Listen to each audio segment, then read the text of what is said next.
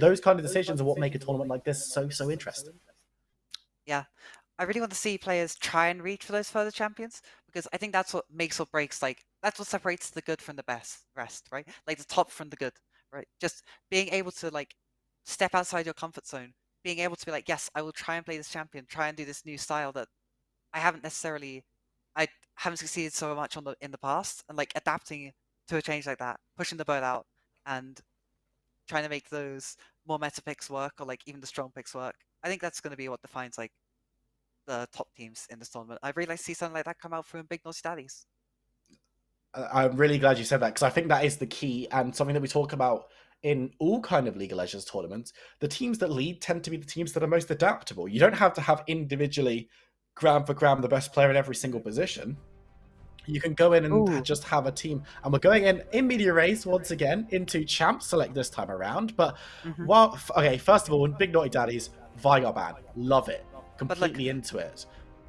But look at look what's going on the side of Rumor Manor. Graves picked up oh yes, R1. okay. Lucian picked up R2. We're talking about this aggressive top lane, aggressive ADC. I'm so glad they're willing to put push the boat out in this particular instance.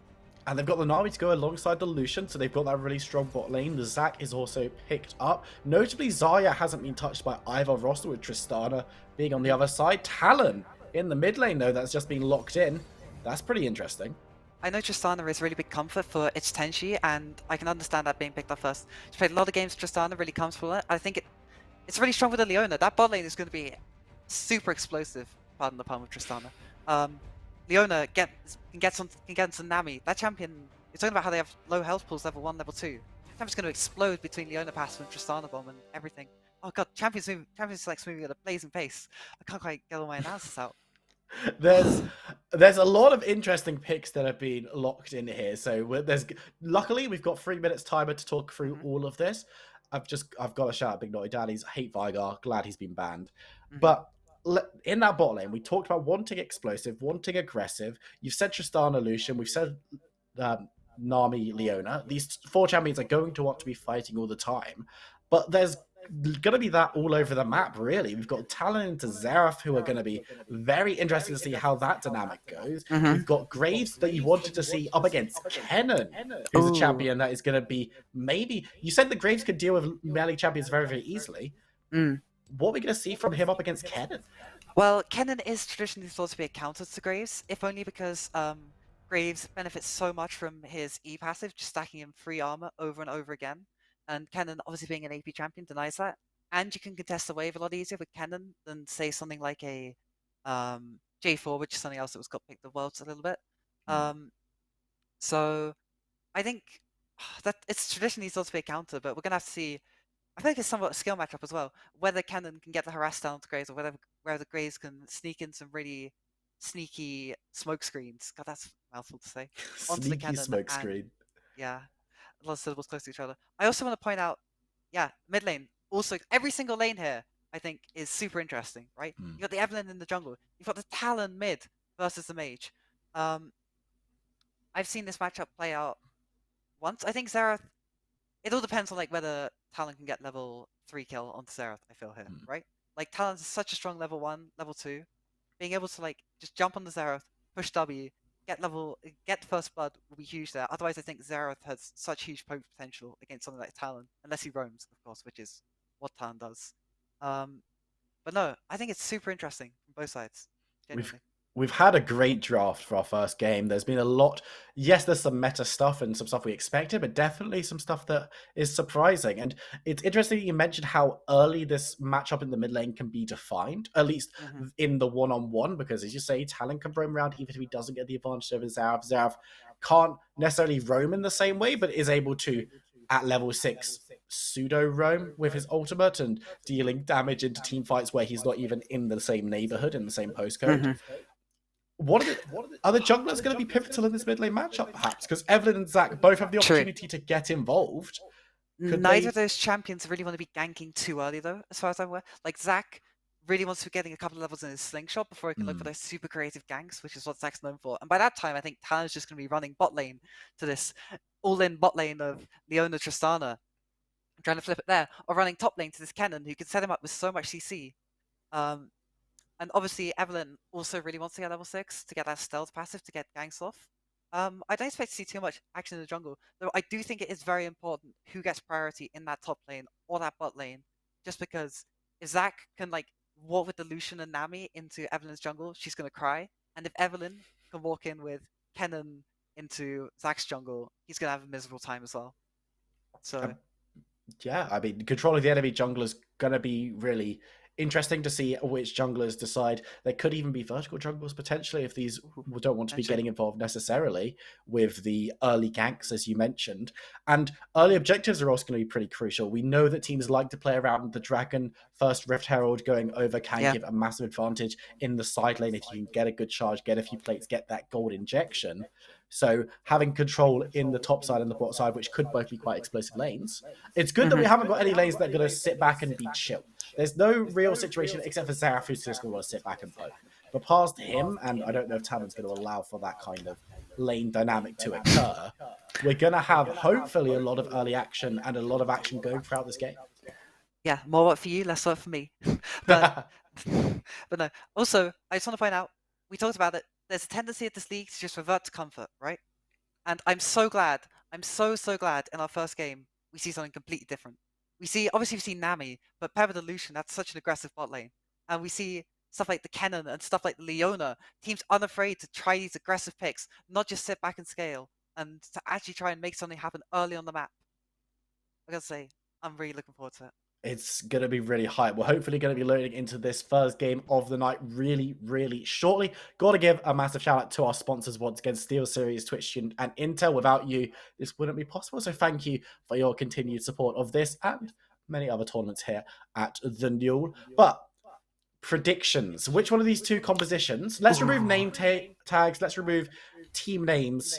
These two compositions, having a look through them, is there one that you really, really prefer over the other? I I know because both teams have really good team fighting tools. Both teams have really like potential for their lanes to snowball and get ahead. You could ask me again at 5 minutes, I'd probably be able to give you a better answer. But for now, I know I feel like it's too late to call at this point, especially when both teams are so volatile, but also so many tools on them. It's not like I don't think there's a huge draft gap this game. That's what I'm trying Okay. to say. That's good. It's good to hear as well because when there's not a draft gap, there's not any way for either of the teams to lean back and say, we lost in champ select, right? It doesn't matter how Mm, we performed if we lose this game because it's not in our favor going in. If the draft gap is minimal or non-existent and yeah. the two teams both have an equal chance of winning with what they've selected, then it is about execution. And that's where teams should win or lose games. You should be able to go in, especially where it's a tournament like this where maybe you don't have the same kind of coaching staff you see in other tournaments. You don't have someone drafting for you as a team. You're just doing it Hmm. yourselves. I want to see both teams going in on equal footing so that we can say this team won this game because of X reason rather than Yeah. this team won this game because of the draft. Yeah. Also, it will give these players. We talk about rising talent. We talked about new teams. Right, both these teams have fairly new rosters, as far as I'm aware. I don't think anyone from Naughty Daddies played last year. Roma Romana has a completely revamped team from when they played before, so it will be a really good opportunity for these players to show off their individual skill, which I know that's what we're looking for in this tournament. That's going to be, yeah, I think it's going to be really interesting to see which of these players will be able to step up and bring their team to where it needs to be. Get Well, them we're out. going to be loading it very, very shortly. Hopefully, we'll be able to bring this game to you because I am just that I just can't wait to get into it when we're just having a little bit of technical issues, which is why Hmm. it's taking a little bit. But you know what? We'll get there. It's first broadcast day. You know, we're loving life here. But do you know what? Hmm. I'm very excited to see how this jungle matchup plays out. Because you said that they don't necessarily want to be ganking super early. Elastic Sling, Yeah. sure. Evelyn, of course, doesn't get to go invisible until she's grabbed that level 6. But once we've got level 6 on both of these junglers, I want to see what they're planning on doing because you say that both these teams have really great team fighting options. Hmm. Zac definitely brings that to the table, but Evelyn doesn't necessarily want to be bundling into 3 or 4 people. She wants to be trying to find those picks, find those individual targets that she can charm. Yeah. I want to see how these two junglers interact with the game at around the 10-minute mark. Hmm. Definitely. I mean, obviously, around 10-minute mark, we've seen a lot of fights around Herald recently, right? If you've been watching Worlds, every single every single game has been a flip around Herald at 8 minutes. Hmm. So I want to see that by that point, each level 6, Jack should have enough points in the slingshot to be able to go over the wall. And I really want to be able to see who can get like the positional advantage, because both these champions have somewhat strange positioning, right? Evelyn, as you said, really needs to be looking for those flanks to be picking off those isolated targets.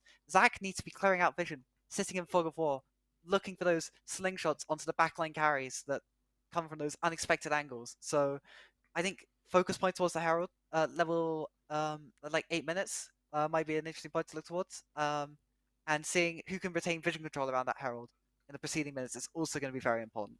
This is very true. And this is assuming that both of these teams are in a kind of semi-even footing going over towards that Rifthold. And if both teams put pressure on it, we could Yeah, have a game where both of these teams are like 8 minutes on Herald, we're not super interested, or one of them is not super interested. I think it's going to be always yeah. very notable to see which team provokes the lane swap and sends their bot lane up towards top side, because you want to be fighting around that first dragon as well. Maybe you don't have the opportunity. Someone like Zach, his Mm-hmm. Rifthold solo take is not quick.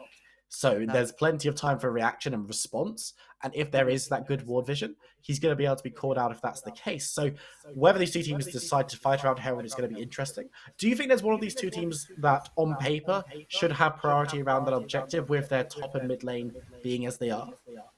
Well, I mean, obviously you have the Talon in the middle. Like, Xerath auto pushes the lane if he wants, right? He can just Hmm. pass Q, cast W, delete a wave, move towards Herald, easy peasy. But Talon can move so quickly around the map. I think something we might end up seeing is Talon going to gank this, maybe looking for a tower dive on this grave at level 6 when Evelyn has level 6. Hmm. And then from that, they can set up into the Herald. Obviously it's all like conjecture at this point because we aren't even we're Of 0 minutes into course. the game at the moment, but that could be something we could look towards. Or even just Talon walking down and influencing this really volatile bot lane. That's part of the reason why I think we're going to see a fight around Herald, is because these bot lanes are so strong, right? You got Lucian Nami, that level 3, absolutely deadly, can deal like stupid amount of damage in a really, really small amount of time. But Leona Tristana, that level 2, and that level 2 is just absolutely bonkers. You got like, I think that might be the strongest, perhaps level 2 bot lane in the game, just because you got Tristana jump plus bomb in, and you got Leona EQ in. And if Wimmer and the bot lane do not respect that, that's probably a kill over to the side of Big Naughty Daddy. So, oh god, I'm really not sure. It's going to be explosive, I know that much. Early attention down towards bot side, I think. Top lane, if Cannon plays it right, shouldn't be a solo kill until a little bit later. Mid lane, obviously, who knows? It's Talon. Talon can make miracles happen if he wants, or like Xerath could just like poke him out. Jungle's not gonna be much attention until like level 6, so I don't know. I think bot lane, if action's gonna happen early, it's gonna happen bot lane, and bot lane should roam up towards Rift Herald to try and secure that 13. Nice. So it's very much eyes on bot lane for the first few minutes of the Yeah, game, certainly. unless there's individual brilliance from a solo laner, which, as you said, Mhm. if Talon gets the better of the lane in the first 3 levels, could look to catch Xerath out, force a flash maybe minimum, or maybe grab Mhm. that kill. If Talon can get that early kill, that gold is very swiftly moved around the map, because Talon's very swift at moving around the map and can go up towards that top side and try and make Graves' life miserable, or get involved in whatever's happening bot lane at that point, because Mm. level 4, level 5, everyone's going to be shooting at everyone, and there's likely to be a dragon on the menu, which is also something that's worth fighting over potentially. So Yeah. there's a lot of questions, obviously, and it's good that we're asking these questions, because again, it's not a case of saying this lane is going to be stomped by this champion or this lane is unplayable Mm. for this champion. Even with stuff like where Ken is maybe considered a counter into Graves, if Kennen plays it slightly wrong or if Graves plays it slightly better, yeah, Yeah. Graves is going to be absolutely fine surviving in that lane, if nothing else. And we're going to find our way on to Summoner's Rift for this first game of the day. We're a couple of minutes into it. Sorry, we had a small tech issue. But First Blood's actually gone over to Evelyn in the top side, which is a little bit interesting. Wow, we talked about Evelyn not wanting to see much action, but then again, level 3 Evelyn gank, perhaps Oopsie Daisy. Graves does push that lane very effectively, but here we might say it again. She pushed the lane, that leaves you vulnerable. And without Flash, even more vulnerable in future ganks. So Oopsie Daisy is going to have to be exceptionally careful. Just running my eyes over. Interestingly, there's not huge gold differentials in the mid lane. Catty's on the Talon. It's about a wave up on the Xerath, but has also gone back, so I expect that one to be regained. But yeah, definitely an interesting start to this one. Yeah. Getting some. I think Graves taking an early death in the top lane is super. Oh, and we're back. Graves taking a early death in the top lane is super unfortunate for that champion. That champion is super momentum based, really snowball based, and oh, and we're back again. Yeah, that champion is really momentum based, really snowball based. Only managed to pick up a second longsword on the first recall, whereas Kennan's able to go up a full wave of farm. Absolutely, and as you said, Kedden is slightly favoured, so even though it wasn't the kill going over to the Legend of Lulu, the small advantages have been gained. So we'll have to see exactly how that lane is going to play out. Apologies for the couple of technical issues that we're experiencing, but we are able to bring this game now, which is very exciting because level 6s are about to be picked up in a couple of key areas. Kennan's close to getting it, and both mid laners are on it, and with Talon able to move and with Zareth able to snipe, maybe we'll be able to get some action in the side lane. Yeah, something I didn't get to mention earlier, level 6 is super impactful for almost every member. Level 6 on Zax, really important. Level 6 on Lucian, insane.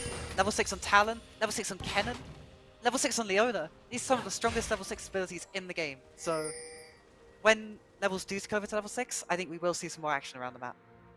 I think it's only inevitable, right? And while there's only been one kill so far in this game, of course, picked up by Miwa in that top side, there are opportunities for everyone to get involved. Dragon down on the map, so that's a focal point where you want to be fighting over, you want to be gaining that objective. There's going to be a rift held in a couple of minutes that we've talked to at length about how important that one is. So we'll have to see, but notably, we've had Kennen just teleport in towards that top side. Has got a bit of an item advantage now, as Miwa could be passing up as well.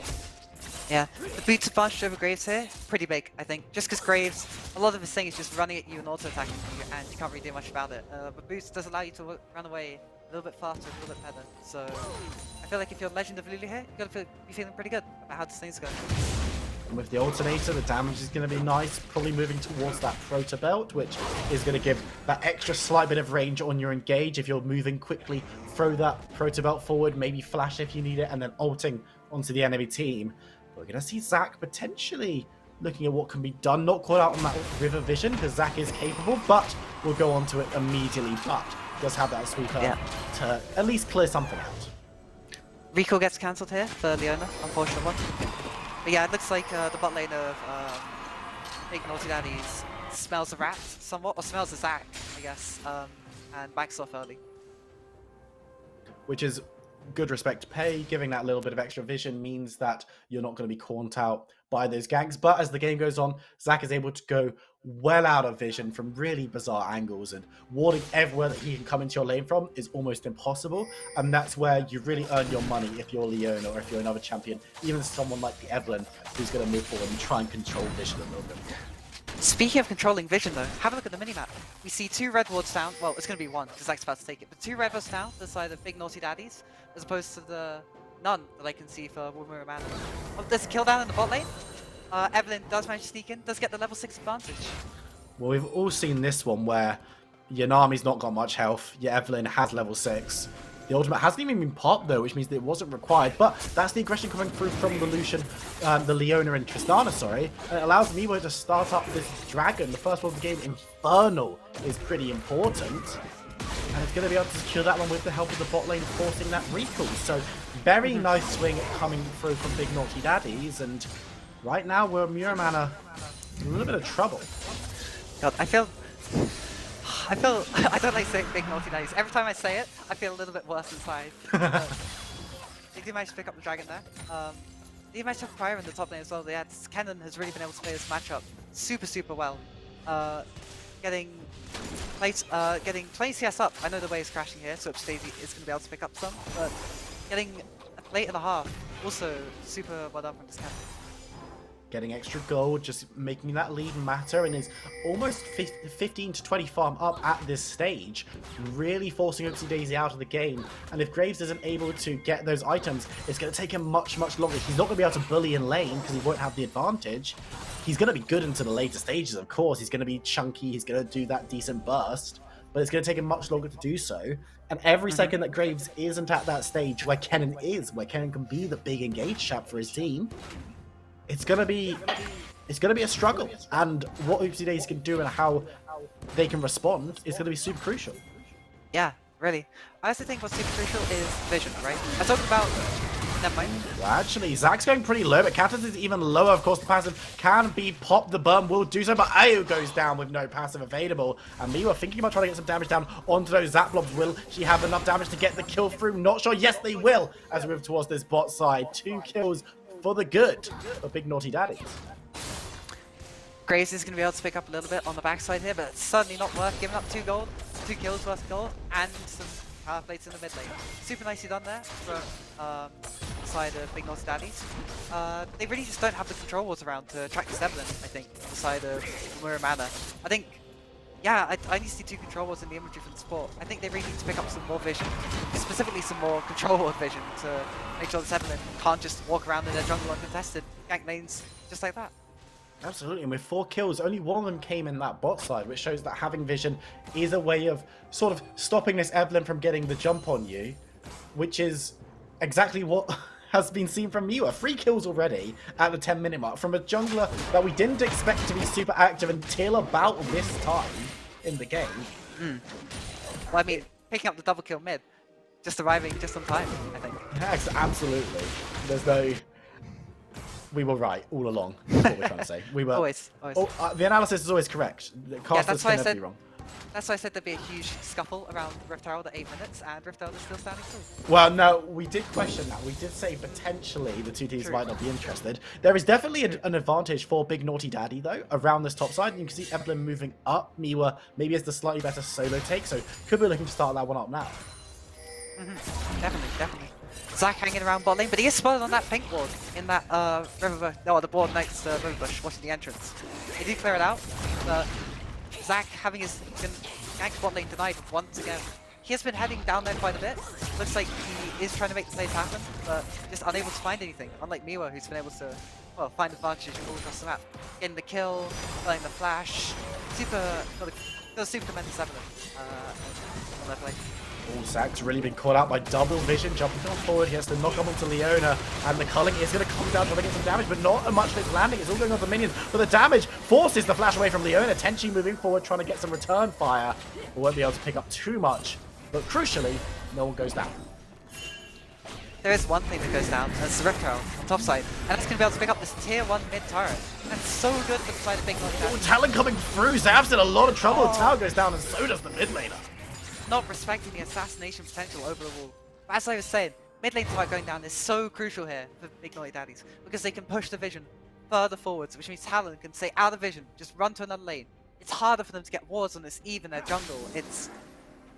you gotta feel really bad for Mura Mana at this point. I think, even though the gold lead's pretty big actually as well, the gold lead's 5k, 5 kills, Dragon Take, I think they're super behind in this game, and they gotta, I don't know, look for some Miracle Zac plays, maybe look for a Miracle Teleport bot lane to try and get back in. And I mean, it should be noted, the bot lane, Tristana versus Lucian, there's really not that much in this matchup right now. There's still a lane that they can look to play around where they're basically on even footing. So as long as it's a 2v2, or crucially, as long as Miwa isn't getting too involved in the play, then it could look like something that were Miramana? Wamaramoon. There's 2 teams and they've got very similar names. God. What Miramana can do, that's an area they can fight and where they can contest. That being said, top lane looks like it's getting further and further away from Oopsie Daisy on the Graves. So that's one more lane that isn't really going to be that playable for the next few minutes.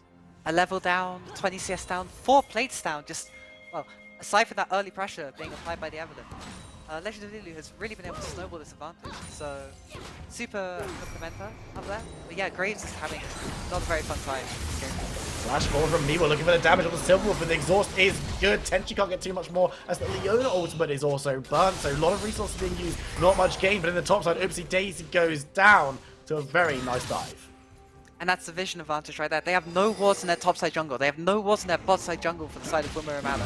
You just do not control it. Talon just has free roam of the map. He can go wherever he pleases. He's very much like Mundo in that way. He can just run around. He's taking Krugs from 1,002 ammos. You gotta feel really bad for Zac in this instance. He's losing out on his farm. He's losing out on gank opportunities because of wards. Zac's just, he's a miserable blob this game, yeah. But Amukas they can look for something. They can look for an opportunity. Once they've hit that level 9, one more level on the elastic slingshot is insane in terms of range, and that's when warding out becomes exceptionally difficult. So we'll have to see what they can do to try and get back into this game. The second Dragon's on the map. Maybe they look to fight this one, but they're already pretty far behind. Yeah, you've got 2-level disadvantage in the top lane. That's absolutely massive.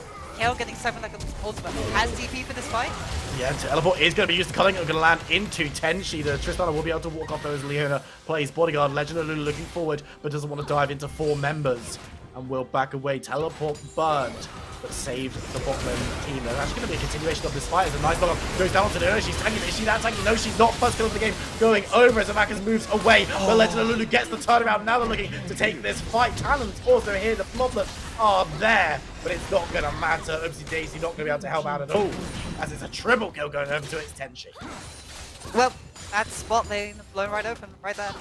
Tristana 0-0-0, 3-0-1. That's a massive spike forward. And while I do really respect Silverman for trying things in this game and not just falling over and dying, I think you've really got to pick your fights further than that.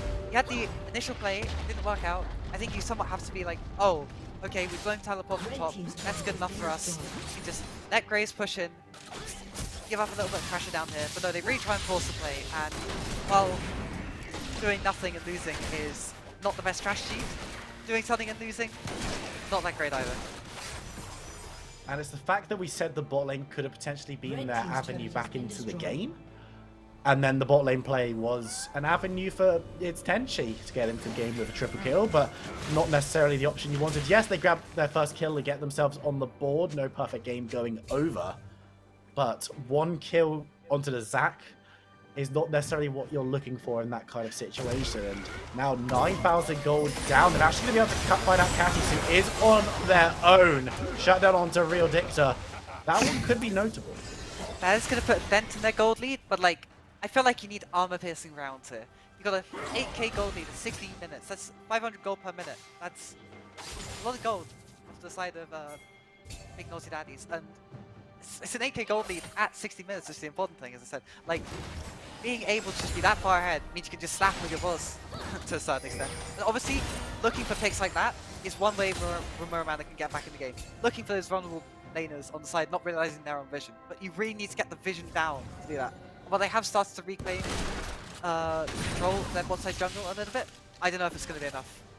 And that's only a small portion of the jungle that they started to reclaim as well, because towers are still standing for Big Naughty Daddies across the map, whereas all of the outers have been taken already. So it's so easy for champions like Leona, like Talon, like Evelyn to get in either unseen or too tanky to really care, to get that vision down, to take control of areas, and back away. The Legend of Lulu can play top lane with impunity against even 2 members, because support's already en route, and this could be another dive coming under this inner tower.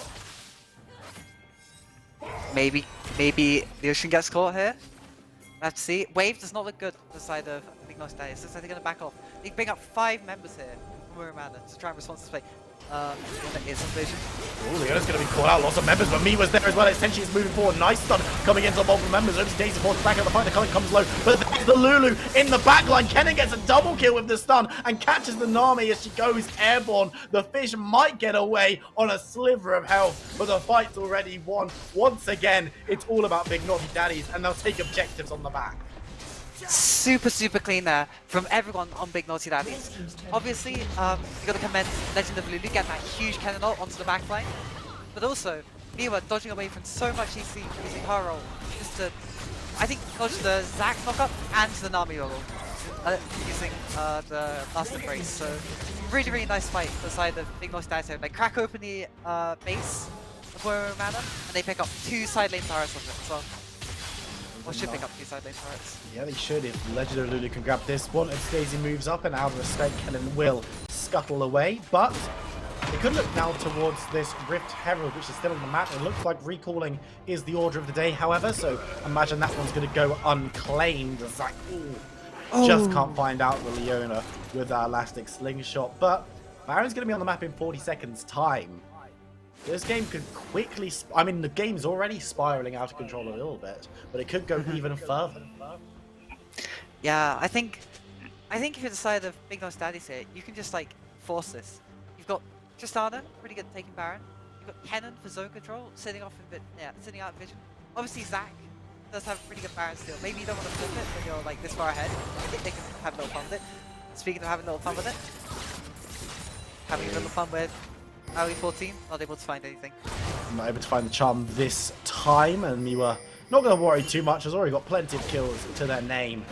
Don't need to be chasing forward, but Zac might be caught out here. Multiple members. He's hiding in a bush, looking for the elastic slingshot, but there's just a Talon over that direction as well. It's all directions covered. We've got you surrounded, and Miwa grabs the kill. Yeah, you really can't play that forwards. You do not own that jungle. Look at how far up. Big Nose Daddies have vision. They got vision of that jungle entrance. They got vision past the red buffle. Like, obviously there are some red wards to the side of Rumura Mana, but I just don't know if it's enough. It's not Rumura's jungle anymore.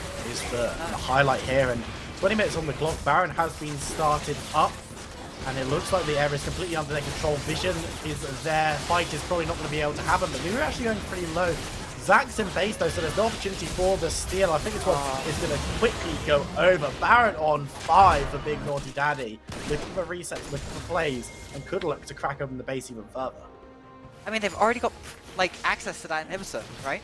I feel like you can just force mid lane. Obviously, against Xerath, there's some risk forcing mid lane, but it's not like they have great engage tools. They have Zac on the side, and that's really it. Zac followed up by a Nami ultimate, but even then, you've got like a lot of.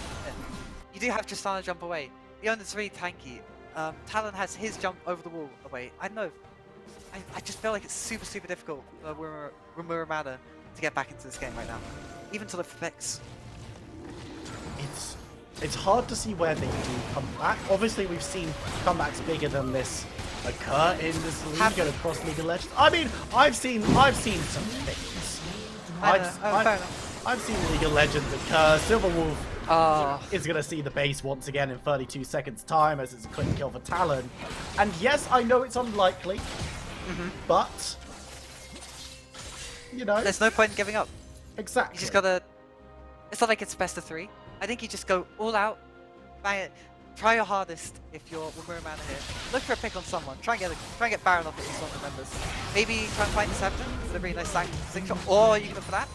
Yeah, as far as the Legend of Lulu is fairly beefy for a little Yordle, and will be able to help take down the first inhibitor. Second will follow in short order as well, and Minion Wave is looking good. I don't know if they're going to have enough to try and force out this game, but Silver once again takes a big chunk. A couple of cannons are going to start wailing down onto this next tower. The first one is below half health. The last position comes through. They're looking for this fight. Evelyn's not there, so it's a 45. This could be the opportunity as damage comes through. Legend of Lulu is exploded as Countess dives into the backline. No one's going down really, but there's the kill coming through. The blobs are popped once again though, and I think that's going to be Talon securing a clean double for the team. It's 2-for-1 exchange for the next towers. Oh, the next focus. Sarah goes immobile and gets taken down for permanent, as the Nexus will be the focus. Miwa appears on screen taking down this third inhibitor tower.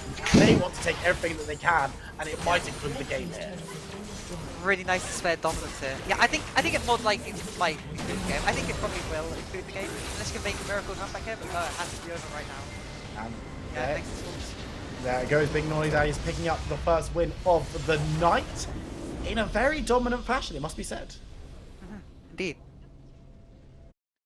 Yeah, super, super well played from Big Noise Daddies right there. Super clean, really, really nice. I like the practice of Evelyn. I know I talked about how Evelyn probably would not be wanting to look for stuff before level 6, but you can look for those plays if you're pushing permanently like Graves is, getting right under the turret. Kennen does have the CC to support even that gank, and yeah, just not having the vision coverage means Evelyn can walk into lane, charm you, and get the kill. Obviously, we didn't get to see it, but I presume that's what happened. Unless there was some sort of funky action on a level 1 invade, but...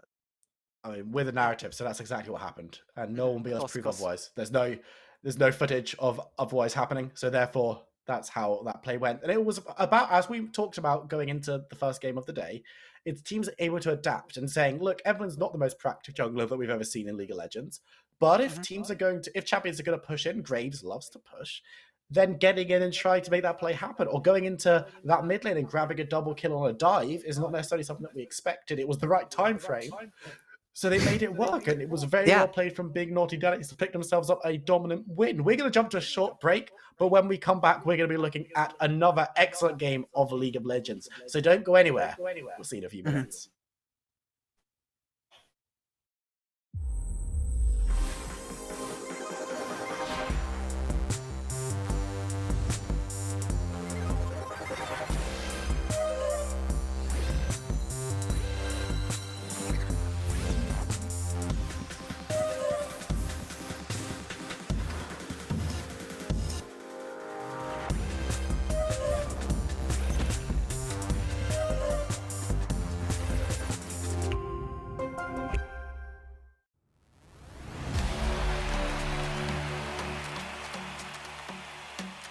At SteelSeries, we make the headsets, mice, and keyboards that the world's best gamers win the most with. And we've been doing it since way back. Due to continued innovation and product development with leading professional gamers around the world, SteelSeries is the #1 brand for professional gaming gear. Congratulations, who wins it? The WNB managed to take the grand final 3-1. A lot's changed since then, but one thing always stays the same: winning.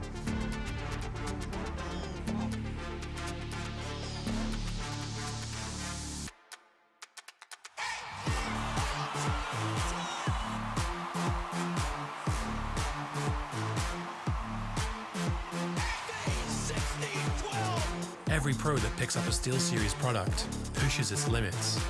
That's what makes us push ours. It's up to you how far you go, but whatever you do, go for glory.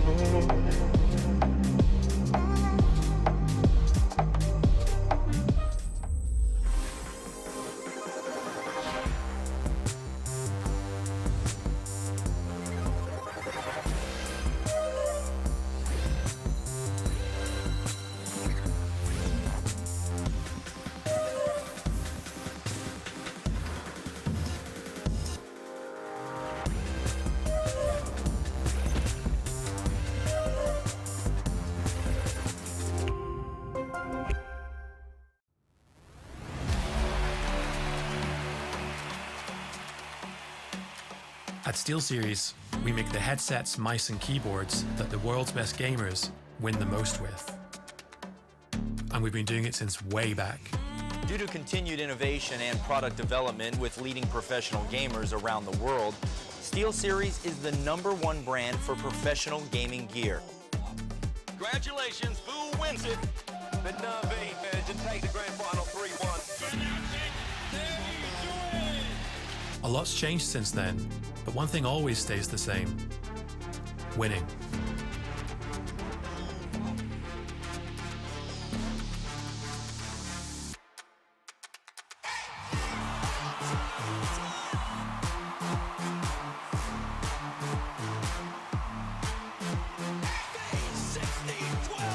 Every pro that picks up a SteelSeries product pushes its limits.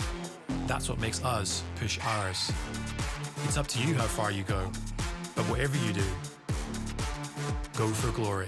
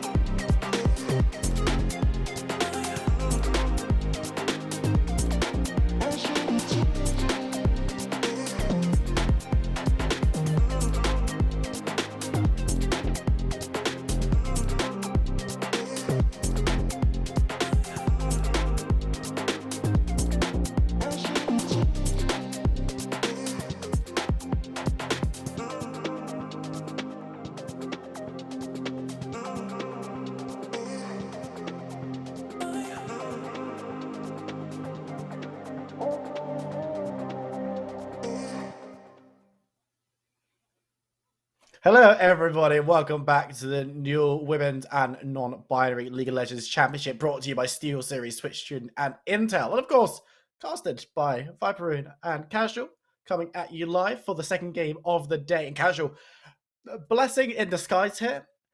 Big Naughty Daddy had a very dominant first game. They're back. They're back on stream for the second game, up against Frog of War, who also won their first game. This one could be very interesting.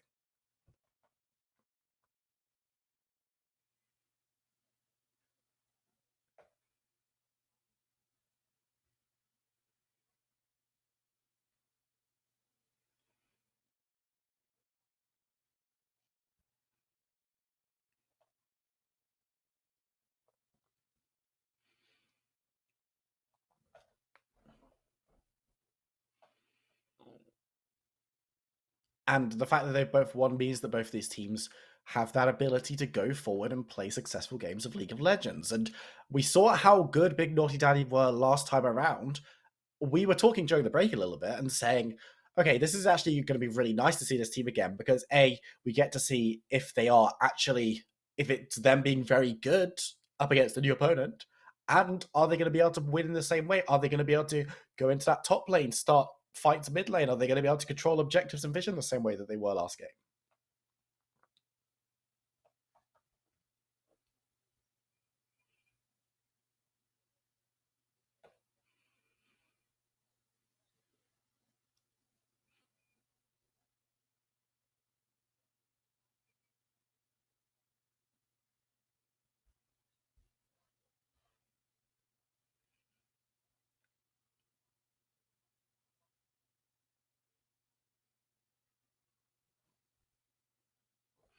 And that is what we're going to be seeing in the coming moments when we get into our second game of the day. It's going to be, you'd hope, explosive. We're going to hopefully see the same kind of aggressive gameplay that we saw in that first game, because last time out, the game was explosive. The game was very much everyone going at each other, fighting, finding these plays occur. And one team, obviously, Big Noy Daddy, were the team that had the majority of that success, and they won it in pretty much every early situation, at least to some extent. Now we're going to have to see if they can do the same again.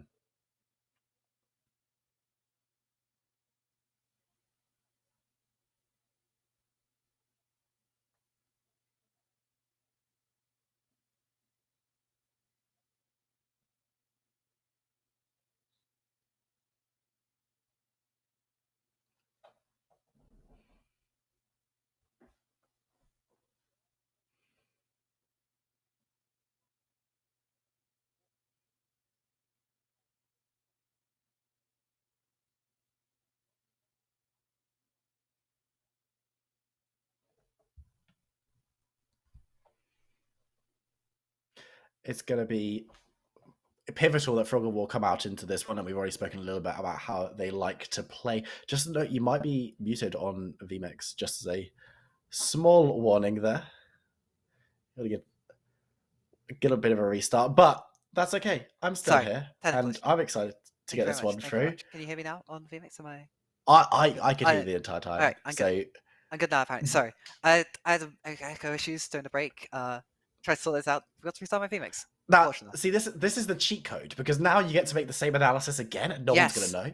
So we actually are just halving the amount of work we have to do. Totally true. Because you'll be able to give the same points. So in this game, give me your wish list, your Santa's wish list for Champ Select. Santa's wish list. This one. So for Big Naughty Daddy first, you get to have 2 wishes for each team. So for Big Naughty Daddy, we've seen this team already. What are 2 things that you really want to see from them going into Champ Select? Well, I want to see another priority mid lane, because I think that was super impactful. Obviously, the double kill coming through on the Evelyn in mid lane was a gank from top as well, but Talon certainly helped with that tower dive. I think he was pretty instrumental. And I might have to say another, I guess, going into Champ Select. I don't know, another bot lane that can contest prio, can be aggressive. Because then Evelyn can, well, whatever jungler the Big Nos Daddy decides to pick can try to contest on that. Anyway, we're going to get into the rosters here. We've already run through Big Nos Daddies, but it doesn't hurt to do it again. Legend of Lulu, Killer Ran in the jungle, Catties mid lane. Wait, these, yeah, so it's Tenchi in ADC and Miwa in support. Whereas Frog of War have Sophie in the top lane, Guadiel in the jungle, Peach Dumpling mid lane, Savente bot lane, and O22411 support. But I've heard she likes to be called Rocks. So Rocks. But it's certainly easier to say in team fights. So certainly true. Making your job a little bit easier. Yeah, oh, absolutely. Anytime I just see a name that's just numbers, I die a little inside because I know that it's going to be a nightmare to scream in team fights when a big engage comes through. But now that we've gone through these rosters and talked about Big Naughty Daddies and what kind of we want to see from them, Frog of War, we're coming a little bit blind in terms of we've got some prep, but we haven't seen them play yet. What do you want to see from them? What are 2 things that you really want them to be considering going into champs? I really want a strong top lane. Obviously, Legend of Lulu is a strong point for the Big Naughty Daddies, but I feel like it could be a lot like you pick something like the Fiora. You can totally look to skill check the Legend of Lulu up there, and I'd like to see some sort of priority jungler because I feel like that was a big issue for Wimuramana last game, not having a jungler that was really proactive before level 6. The Zac couldn't really let's contest the Evelyn, so I'd like to see a strong top jungle duo, which is my my Chico was saying, strong top jungle, and I think that could lead to a lot of success for Frog of War. And that's how they like to play. That's how we know they like to play. But then it's going to be a question, as we've said before, are they going to be allowed to play in that way? Because Big Naughty Daddies, while that wasn't necessarily the game style that we expected to see, and I mean, it's almost a kind of 2 sides of same coin situation. With Frog of War, we know that Sophie is the carry, is this really strong top lane player, likes to play those duelists who can run games and cause problems on the split push.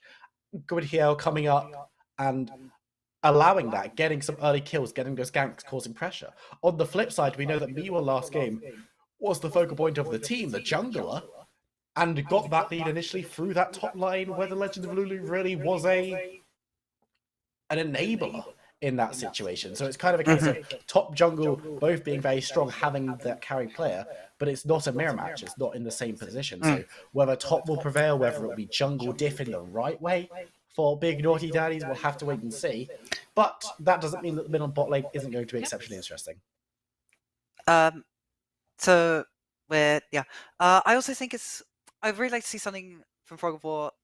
Sorry, the one thing I'd like to see from Frog of War, which I think Wimuramana were less able to do, is I'd like to see a lot more vision control from Frog of War. Okay. As I said over and over again, Wimuramana were not able to get the vision down in their jungle or in the enemy jungle. I don't think they got any vision down in the enemy jungle that entire game. We're really not able to get the vision down against a champ like Evelyn. And obviously, a lot of that comes from having priority lanes, makes it hard to put down vision. But, well, we're going to be in champ slice. We're going to see whether those lanes will continue to be priority for Big Naughty Daddies. Notably, we spoke about this a little bit as we were going into game and a little bit before we came on broadcast as well, that usually Sophie is used to having a lot of champions banned into them. No bans have gone towards that top lane yet. The Tryndamere will be the first one. But that's not a champion that we expect to see hit the ban list. Well, it is. I've heard perhaps Sophie has been keeping a little bit of a Tryndamere out the back pocket. And we are 4 weeks into this tournament. Perhaps news has spread around a little bit. Tryndamere has been able to secure some victories for Frog of War earlier on in the tournament. So we'll have to see how this top lane matchup plays up. I don't expect it to be blind pick here. I expect it to be Nami gets blind picked instead. Yeah, you don't expect to see a top lane solo picked in level 1 or stage 1, unless they really only have one option that they know that they're going to be able to play and beat anyone on anything on. But the Nami's quite a safe one. It opens up for the Lucian, it opens up for a couple more picks. The Nautilus response and the Misfortune instantly. They want to go aggressive and they want to take down this fish. I mean, he's going to go hook. He's going to go fishing, right? He's got the hook. And Nami, very, very vulnerable early on. Really reliant on landing that bubble to peel for yourself, but it's not that easy. It's got a little bit of a cooldown, or a little bit of a delay. And Nautilus hook just goes bam, straight onto you, hits you, CCs you for like 2 seconds, and with a Misfortune on your side, that's all you need for the side of Big Daddies. I do like to see that they pick up the Nautilus, despite because they're called Big Naughty Daddies, you know. Yeah, you know, you've got to give respect to your mascot. Got to pick him up when you can, and it's going to be the Lucian once again coming on through. This time, it's going over to Frog of War with that Nami, which is what we know that Big Naughty Daddy know how to play around this one because they played against this bot lane, albeit with different players, in the last game and had a great time into it. That being said, the laning phase itself wasn't super amazing. It was just a case of the team fights down there went their way. Morgana being locked in with the Nami means that it's likely to go into the mid lane, which is quite an interesting move. Unless it's a Morgana jungle. Could be a thing. Could be Oh, a thing. throwback. Okay. We don't not saying for sure. But blind picking Morgana is fairly safe in the mid lane because you can just put your W down on the lane and push it out.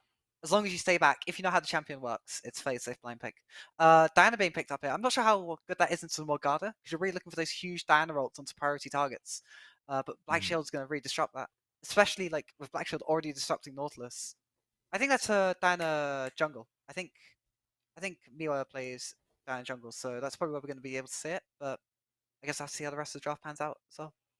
And it makes sense. We saw a really good game on the Evelyn. Now that Diana does a similar job, maybe in a different way. But yeah, already 3 targets with the Lucian, Morgana, and Nami that hitting that ultimate onto is going to do a lot of work with. A couple of toxic champs being removed, as we see Primo and Singed taken off the table. So top layer is definitely the rule of the day. There's a world where we could see Diana move top. There's a world where Nautilus goes top. I've seen that one plenty of times in the past. Maybe less. In the current meta, it's much less viable than it used to be. But it seems like both these teams are expecting there to be something a little bit different up there. Aatrox being banned out, that's a big engage champion for Frogville. They are lacking a little bit of engage. Nami, Lucian, obviously Morgana Binding can find a pick, but it's not like a Nautilus, it's not like a Diana. They just don't have the same sort of team fighting on their side as big Naughty Daddies do right now. So banning away the Aatrox bans away one of the tools that Frogville could use to start off those team fights. It does mean that they could go all in on pick. Notably, I'm looking at stuff like the Fiora and the Camille, which are both still available in that top side. Lee Sin is going to be the final ban away, so not giving that option in either a solo lane or in the jungle if that Diana goes somewhere else. And the Master Yi locked in. Okay. That's very brave. I do think that it's not unintelligent. Like, obviously, Frogville does not have a lot of instant lockdown CC. You've only really got the blinding and the bubble, but both of those are going to be really hard to hit onto the. As Camille is picked up for the side of Frogville, they do have the Camille ult to lock down the Yi. But obviously, if he can shred the Camille, then it's not really going to lock them down for long. But we'll have to really see what pick rounds out Frogville's draft here before I make any conclusions. You got 8 seconds left. Yeah, they're going to be looking at a mid lane, and most likely, of course, the Lucian could flex there if they really wanted, but it's going to be the Vladimir being locked in. It is the Morgana jungle. Yeah, you were right. You knew. I can't believe it. The secret tech. You knew all along. I had the feeling. Just because now you've got a really strong top jungle duo. We talked about it before. Frogville, Morgana binding, just lock someone down for so long, allows Camille to get onto him. Probably allows her to hit a Q1, just stand still and hit a Q2, and the target still doesn't come out of route. So that's super, super strong. Whereas Lilia is going to be picked up to the side. That's a Lilia top. That has to be a Lilia top. Oh, that's really interesting. I really like that pick. Obviously, Lilia can bully melee champions like Camille, but I feel like she's limited in her running around a little bit by Camille ult again. I think it's a super interesting draft from both sides. So. And it's a case of you can't Camille ult everyone, so there's going to have to be a decision made. One thing that should be noted, and I'm going to put this one on the table right now because it's going to happen in the game, and I want to look smart when it does.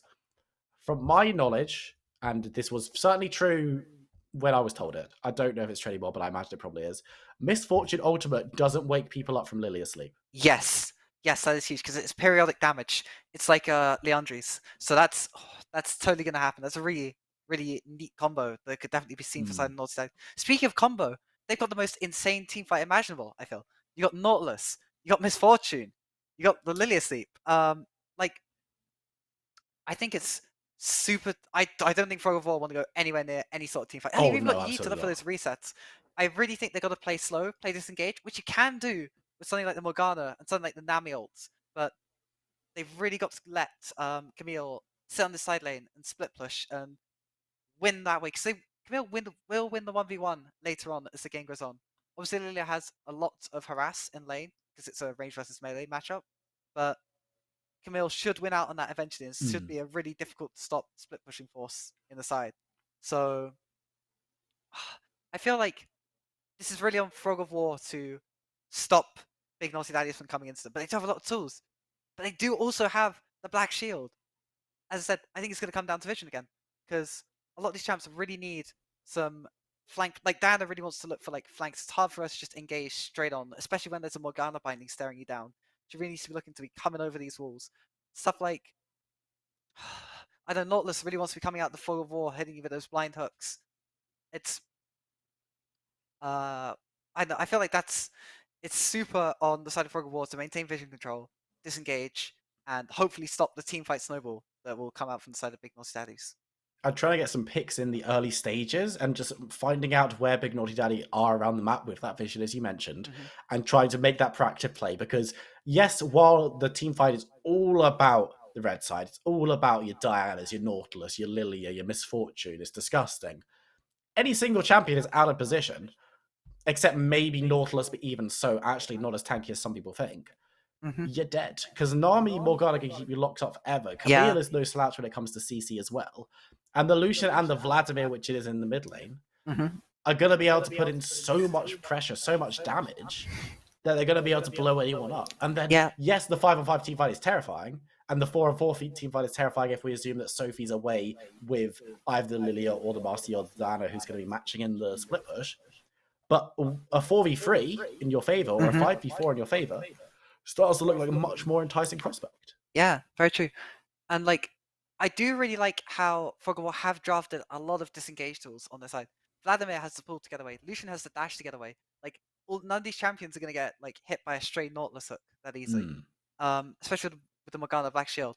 Obviously, like stuff like that, you can't Black Shield everyone, but I know it still feels very difficult for. I feel like it could be very difficult for Big Daddies to play the game, but it relies on Fog of War executing properly and using those safety tools and mobility tools appropriately, not dashing forwards on the Lucian, not like popping pool to get enraged for a huge E on the Vlad when it's like not the appropriate time. So yeah, I do think it's if Fog of War can play their champions mechanically well, I think it's very hard for Big Naughty Daddies to really look for that big 5v5 team fight.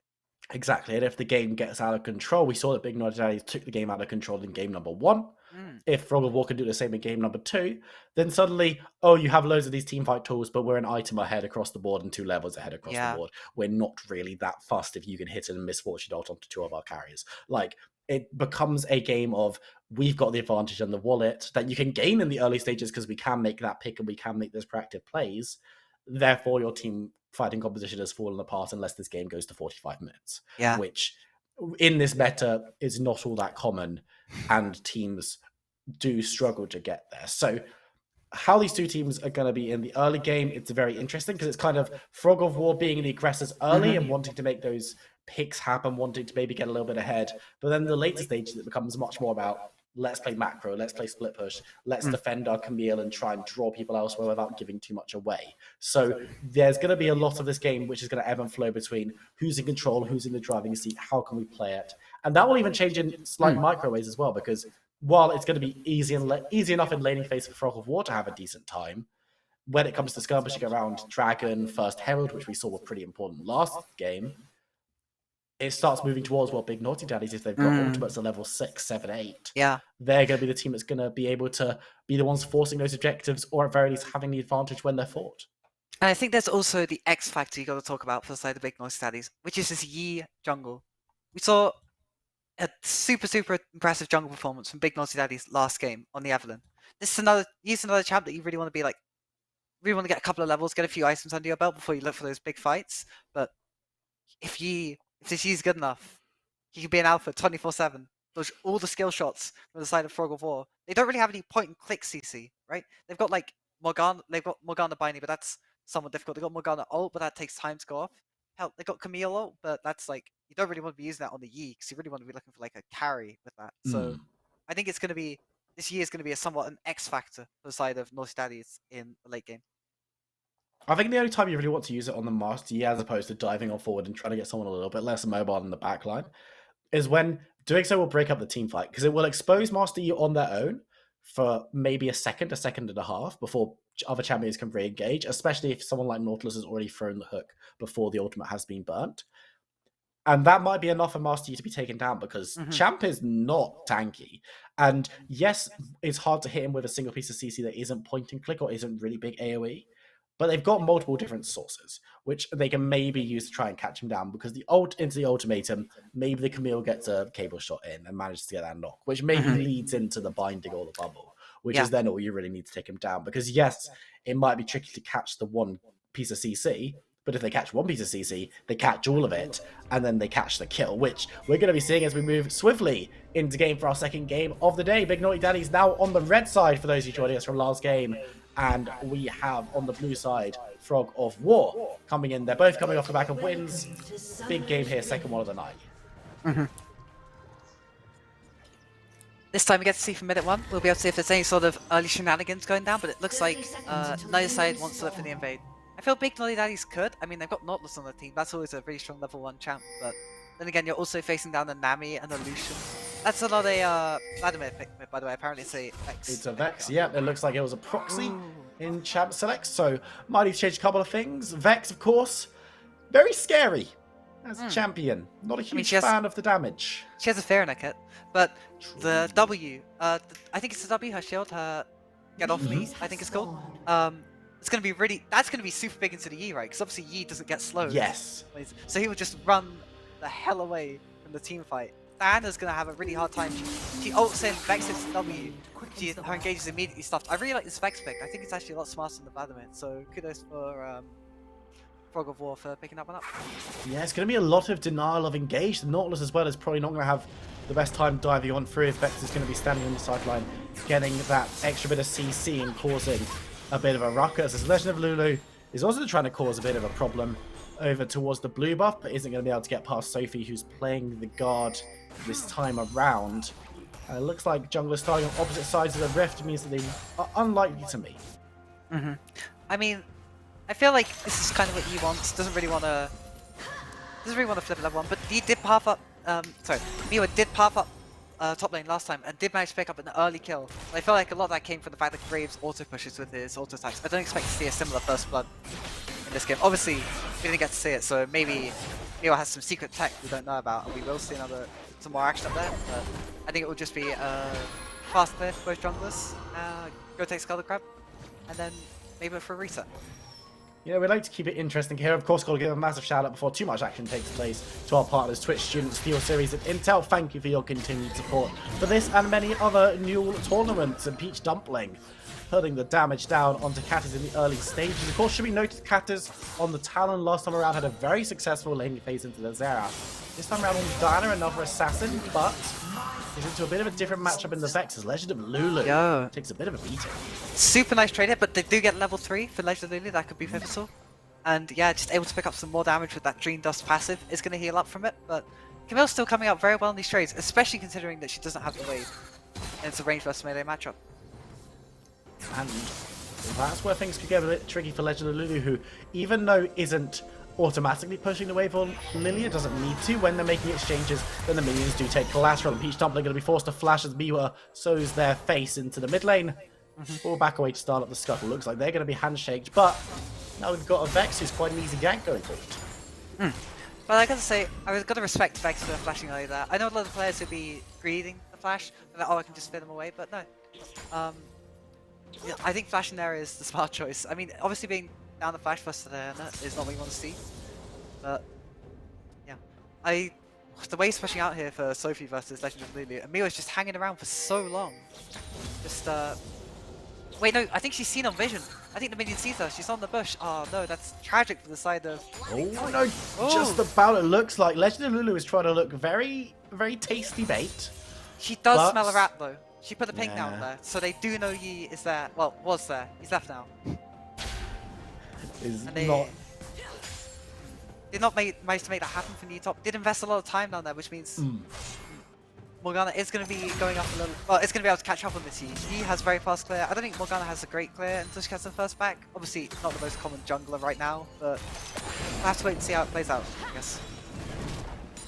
Give it that opportunity to come in. I mean, Master Yi hanging around top and causing that bit of fear might have kept Legend of Lulu in lane a little bit longer, so may have gained the gold lost in the jungle in the top side, with that Lilia able to pick up an extra wave before going back for that amplified tome and boots.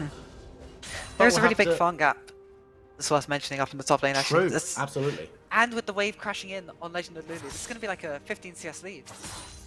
This is the range versus melee difference, I guess. Just having to sacrifice so much just to stay even in the lane. And Sophie getting a big amount of damage, gets the shield up, but Legend of Lulu's going to chase forward. The cable will get Sophie away, but going to have to recall and probably teleport back in, and Legend of Lulu was able to walk back to lane, so that's going to be really nice for Lilia to get even further advantage. I think she can freeze that. She's got enough minions to freeze that wave right in front of her turret. That's going to be so sad for Sophie. I've got a friend up in top lane. He says, when the wave... Is that going to freeze? I think that freezes. They got the minion advantage, yeah. If the wave's frozen in top lane, you either need to flip it and cry, or get your junglers to come over and help. Or especially true in a range versus melee match, because you're not even going to be able to get into XP range even if Lilia positions properly. So we're going to have to see if Gwael passes up top lane, or if Sophie has to just look for the engage and trade a lot of her health to try and break that freeze. And Gwael's on that bot side right now, so he's going to be able to come and break the freeze anytime soon. Is maybe looking to take the Skull as it spawns up in front of the dragon, or potentially looking to make a play elsewhere. But there's going to be no assistance immediately, and it's actually Master Yi who looks like he's going to be the next one moving up towards the top side of the map. Yeah, that's the danger of a freeze. Just forced you to play so far up in the lane. But it looks like it might be broken by this wave. We'll have to see. No, I don't think it will actually. Never mind. Yeah, it forced you to play so far up. And Yi is going to be pathing up there. Means Sophie's going to be very vulnerable for a gank, especially without having any vision down. So he does hit 6 first though, so has the ultimatum. He's trying to get some poke down onto Lilia, going for the dive. In fact, looking for the advantage. The ultimatum lands and the damage comes through in first blood. Flashing away means Camille escapes, and that's how you break a freeze. Yeah, and that's how you break a Lilia as well. No, really, really nice from Sophie coming out there. Recognizing the level 6 advantage. That's what happens when you don't kill the enemy minions and let them push towards your turret. You lose out on that level 6. And Camille, despite being 20 TCS down the lane, does manage to pick up first blood, and that's exactly what we want to see out of your carry top lane. Probably considering going in, and will actually do just that fear onto 3 members. This is going to be the first teamfight of the game proper. There's damage coming through from the Lucian as well. Master Yi hiding in the bush, hasn't been spotted out, but Peach Thunder gets the first kill on to the Nautilus, and now we're going to see Master Yi called out, goes below half health, as the Dragon will be the focus of War playing from the Fog of War. Will secure the first objective. Yeah, teleport's blown for both top laners there, but obviously Sophie, despite still being 20 CS down, is now a kill and an assist off the Legend of Lulu. So super commendable there. Realizing your windows of strength on the Camille and on these carry top laners is super important to find success in top lane, especially in lanes that aren't especially favourable, like a range versus melee matchup. So huge props to her. Huge props to her. It's a great opportunity, great start coming in from Frog of War. And we're going to see the Rift Herald spawning up pretty shortly, so that could be the next objective played around. No lane swaps have taken place just yet, but Legend of Lulu ready to crash a huge wave on tower as Sophie waltzes back into lane. Might actually look to get the fight going, but that's a big minion wave to be scrapping it as a melee versus range, as Legend of Lulu going to try and get a little bit more damage down. And she burns through with the glitter dust. And Lilia, pretty hard to keep down. And Sophie actually could be in trouble here if a couple more abilities left. Yeah, just fighting into that huge wave. I respect going for the trade, but that just ended up taking so much damage from the minions there, and the persistent damage from the Dream Dust from Lilia. It's not coming out on top of the trade there. Not on this occasion, which is kind of how we expected this lane to play out. And while the kill lead is over to Sophie, who managed to get that first blood, the farm lead is still very much in the hands or the hooves of Lilia.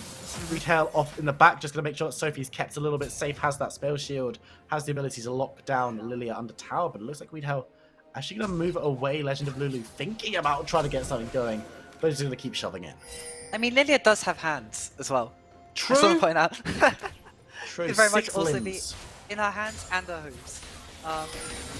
Something looking to get some deep vision down on Mila, who has been able to farm fairly undisturbed, I think. Which is not what you want to see if you're the side of Fog of War. Ooh, nice dodge away from the binding, but it's going to be caught out by the fifth and dives back in. His numbers of advantages there. Candice comes through, the Drowsy is landing, but it's not going to matter. The long nap is the one for Morgana as Peach Tumbling goes down as well. Double kill. Going to down. Yeah, just not having the priority in top lane. I just don't think Peach Tumbling respected the fact. I think she was actually walking up to try and collapse onto Legend of Lulu, not realizing that Miwa was clearing up her portion of the jungle up there. Getting called out by Roam by mid and top to just collapse onto her. And obviously Sophie got chunked out super hard from that trade earlier, so good to come to join. Evens up the kill score. Gold goes in favor of Big Naughty Daddy. They were able to hold on through the first couple of plays that weren't necessarily optimal.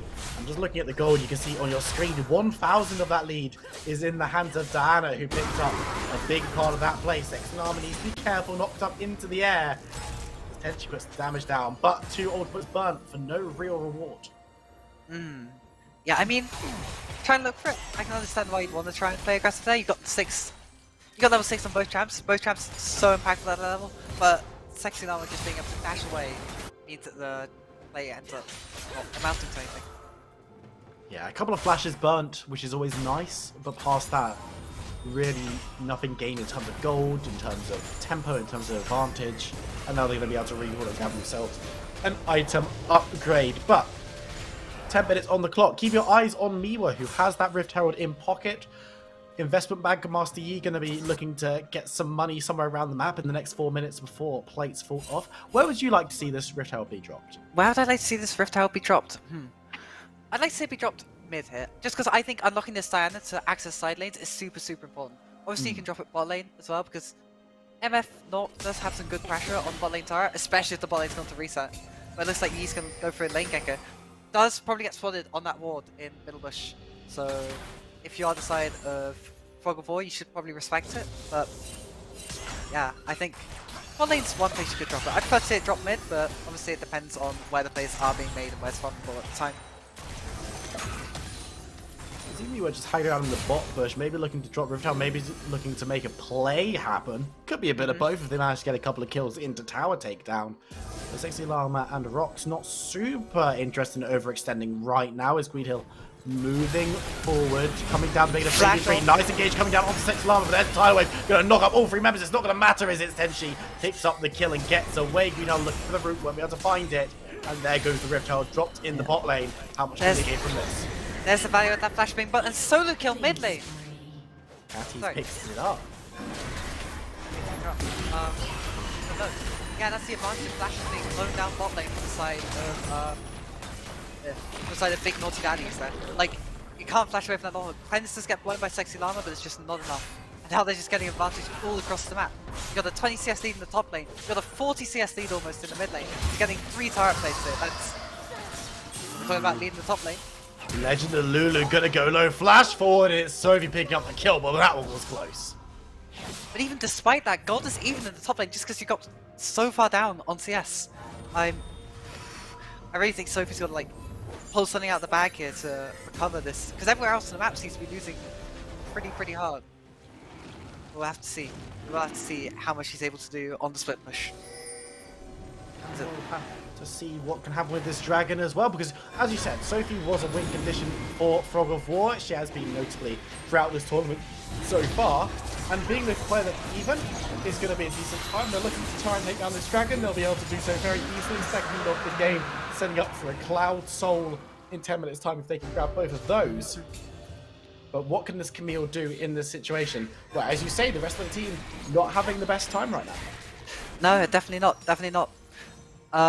I do like the Cloud Soul pick up there. Good use of tempo, because obviously Big Nostalgians had to commit a lot of their tempo bot lane to make that Herald play work.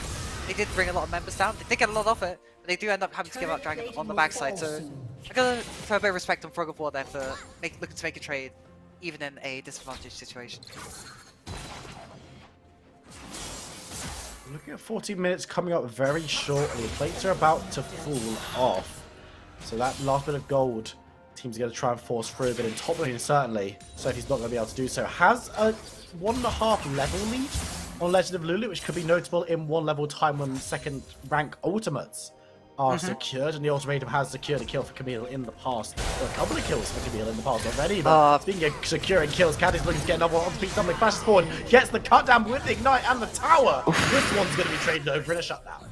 Shutdown's pretty big there. Obviously, mid lane not having a great time. You're 40 CS down, over 40 CS down, so picking up that shutdown for each top mid there is going to really help get her back into the game. I think when she gets the Everfrost, if she's going to go Everfrost, I hope she goes Everfrost. It doesn't look like from the items she's going Everfrost. But I think Everfrost into the Diana's really strong here, into the Lilia even. I'd like to see that picked up, but if that's not picked up, even just finishing up your mid lane, it's going to be super huge here for each support, and allow you a lot more survivability versus this Protobelt Diana. We were taking the place of Diana in the mid lane, going to try and grab the first tower for their team. Going to be able to do so in short order.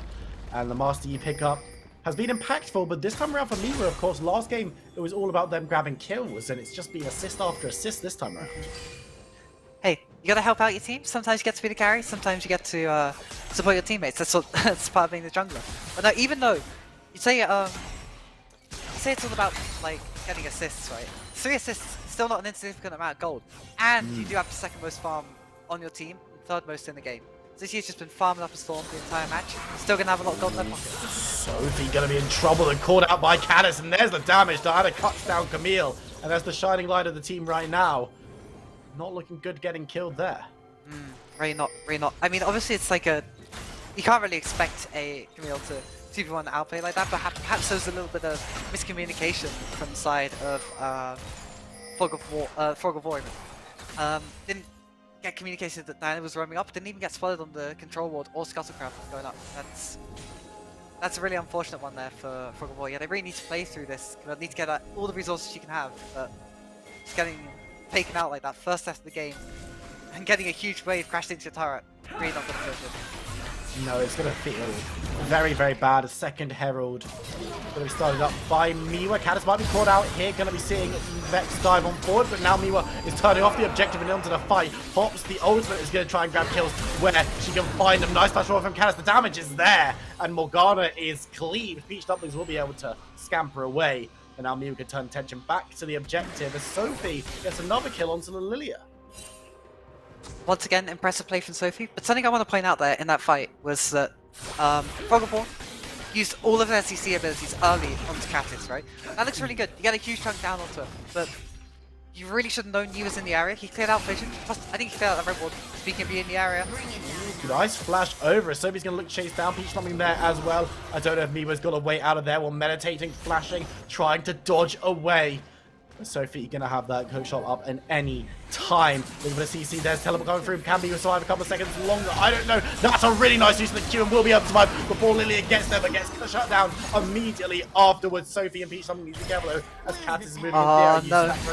Looking towards Sophie, but decides to turn onto Vex. The more secure kill is the legend of Lulu is forced to scamper away. Gonna be the kill going over trainers 1-1.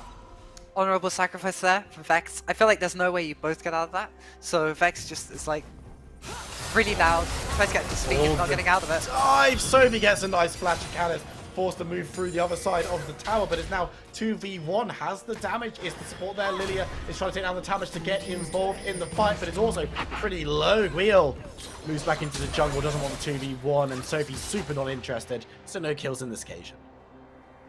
I mean, I feel like they'd be happy with just 1-for-1 up there.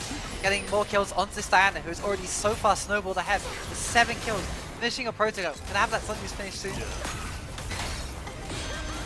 Huge trades. It is huge trades, and it looks like Nautilus wants to force that one a little bit more. Won't be able to do so this time around. But the tower goes down, and of course in the top lane, yes, it wasn't an even trade in terms of kills, but the tower was also secured by Big Naughty Daddy, 3-0 on that one, and once again they're taking control of territory. They don't have as much vision in the side of Fog jungle at this point, which I got to say respectable. Do see a lot more red wards coming down than we saw from Ramura Mana last game. Still, it's they really can't contest the spot lane right now. I feel like just not MF is a strong combination at the moment. Obviously Lucianami does have advantage early, but at this point I think MF ult is so easy to use, and everyone getting knocked up by Nautilus sets up for it so perfectly that it's really hard to contest down there. So wisely, Fog of War decide that they can't contest and instead go to secure the ref count. That's a really nice cross map there. Really nice use of really nice understanding the enemy to a lot of their tempo down bot lane to secure that tower. So picking up the ref count on the backside. And while they won't be able to get the plate investment, they will be able to use it as a battering ram to try to open up the map or even up the map a little bit. Because right now it's very easy for Big Naughty Daddy to retreat under towers if fights don't look optimal for them. And I mean, with a 7-1 Diana, fights tend to look pretty optimal for them when Cat is in the neighborhood. But coming up to 20 minutes, coming up to Baron o'clock, and these teams, much closer game, but if you look at the gold, it's still feeling good for Big Naughty Daddy. Yeah, not even just the gold. I was like, oh, I want to talk about how Diana is 2 levels up on their lane. I need to go and have a look. And Miwa is level 14. Level 14, that's a 4-level lead over Guido. Obviously, Guido has been trying to impact the map more on this one. Hasn't really been able to. But Miwa being level 14, being this farmed up, obviously only has 4 assists and 1 death. You look at that, you think, oh, it's not the first thing. And you look, They have 143 farms. Once again, second most in their team, third most in the game. They are a force to be reckoned with. Tidal wave looking for its Tenchi, hits even on the dive, but here comes Sophie. The damage is big. Leave on the back has been exhausted, goes down for first kill of the fight, but it's going to be traded immediately. Sophie diving onto its Tenchi. The legend of Lulu coming on through from the side, looking to get damage, looking to get a sleep. But here's Catis, here's the damage, here's Diana, as people are put to sleep left, right, and center. Lilia tucks them in, Catis turns them off, and it's going to look for another one onto Sophie. There's the ace, the double kill for the Lilia, seals the deal. And it's all about Big Naughty Daddy once again. It's a massacre. It's an absolute massacre of Fog of War. Ironically enough, they do not respect the Fog of War themselves. Like, they do have some vision down, but Dan just walks up through the bot side jungle on their vision and gets into the fight. I do like the idea of looking for a fast pick onto the spot lane. This Fortune is fairly vulnerable. He has his Alpha Strike, and he's kind of not got many other defensive tools. Good. I like the initial pick, but they stay a little bit too long. They stay too long, and with that, the side of Big Lost Daddies are able to collapse on. Diana coming in from the side. Pincer maneuver from Diana, Lilia. There's nowhere to run. Pokemon just ends up getting swept. And that's the crucial thing. The fight looked good when it was a 3v5. And then when Catis got involved, it is actually looking, okay, you know, sometimes you just get assassinated in the side lane. It happens. Happens to the best of us. But when it's a fight where Catis is involved, things look almost unplayable for Frog of War. So if you're looking for a pick, won't be able to find one. Really nice dodge away from the Nautilus hurt. It's going to get her out of it. But I know, I feel like it's so safe here for Big Noise Daddies. Like, obviously, even if the W lands onto priority carries for Sophie there, I feel like she needs to be on the side lane. But I do feel like Camille wins against the champion of Diana on the side lane. I don't know if you win against the 10 kill Diana on the side lane if you're the Camille. So obviously they feel they have to send Lucian down bot lane, just gets super picked off. Try and look for stunning mid, can't find it. Nautilus is just too much of a tanky boy, stuffing in the engage. And now ults are back up for the side of Big North Side. It's so much harder to fight. Between the Riptide, between the Bullet Time, between the Moon... Is it? No, Moonlight Vigil's Failures. It's Moonfall, I think it is, for Diana. It's almost impossible. Looks like... Got a decent team fight though, trying to turn this one around. Damage is being thrown out by its Tenchi though, as the culling lands on basically no one. We're going to see Baron picked up on 5. Sophie not in attendance, as it's the back away and recall for Big Naughty Daddy. Yeah, I feel like I can understand why Fog of War decided not to contest there, but it feels so bad giving up the Baron. Nice presence of mind there. So, or maybe they just see that Sophie's down bot lane and has popped the Rift out and be like, yeah, we can force Baron a little bit. Sophie does still have TP, and maybe get a TP for that fight, but deciding instead to get the charge on tier 1, get something on, well, yeah, get something on the scoreboard in terms of turrets. So I understand why you do that, but it has led to a 10k gold deficit, and it has left to everyone on the side. Big North Daddy is wearing helmets.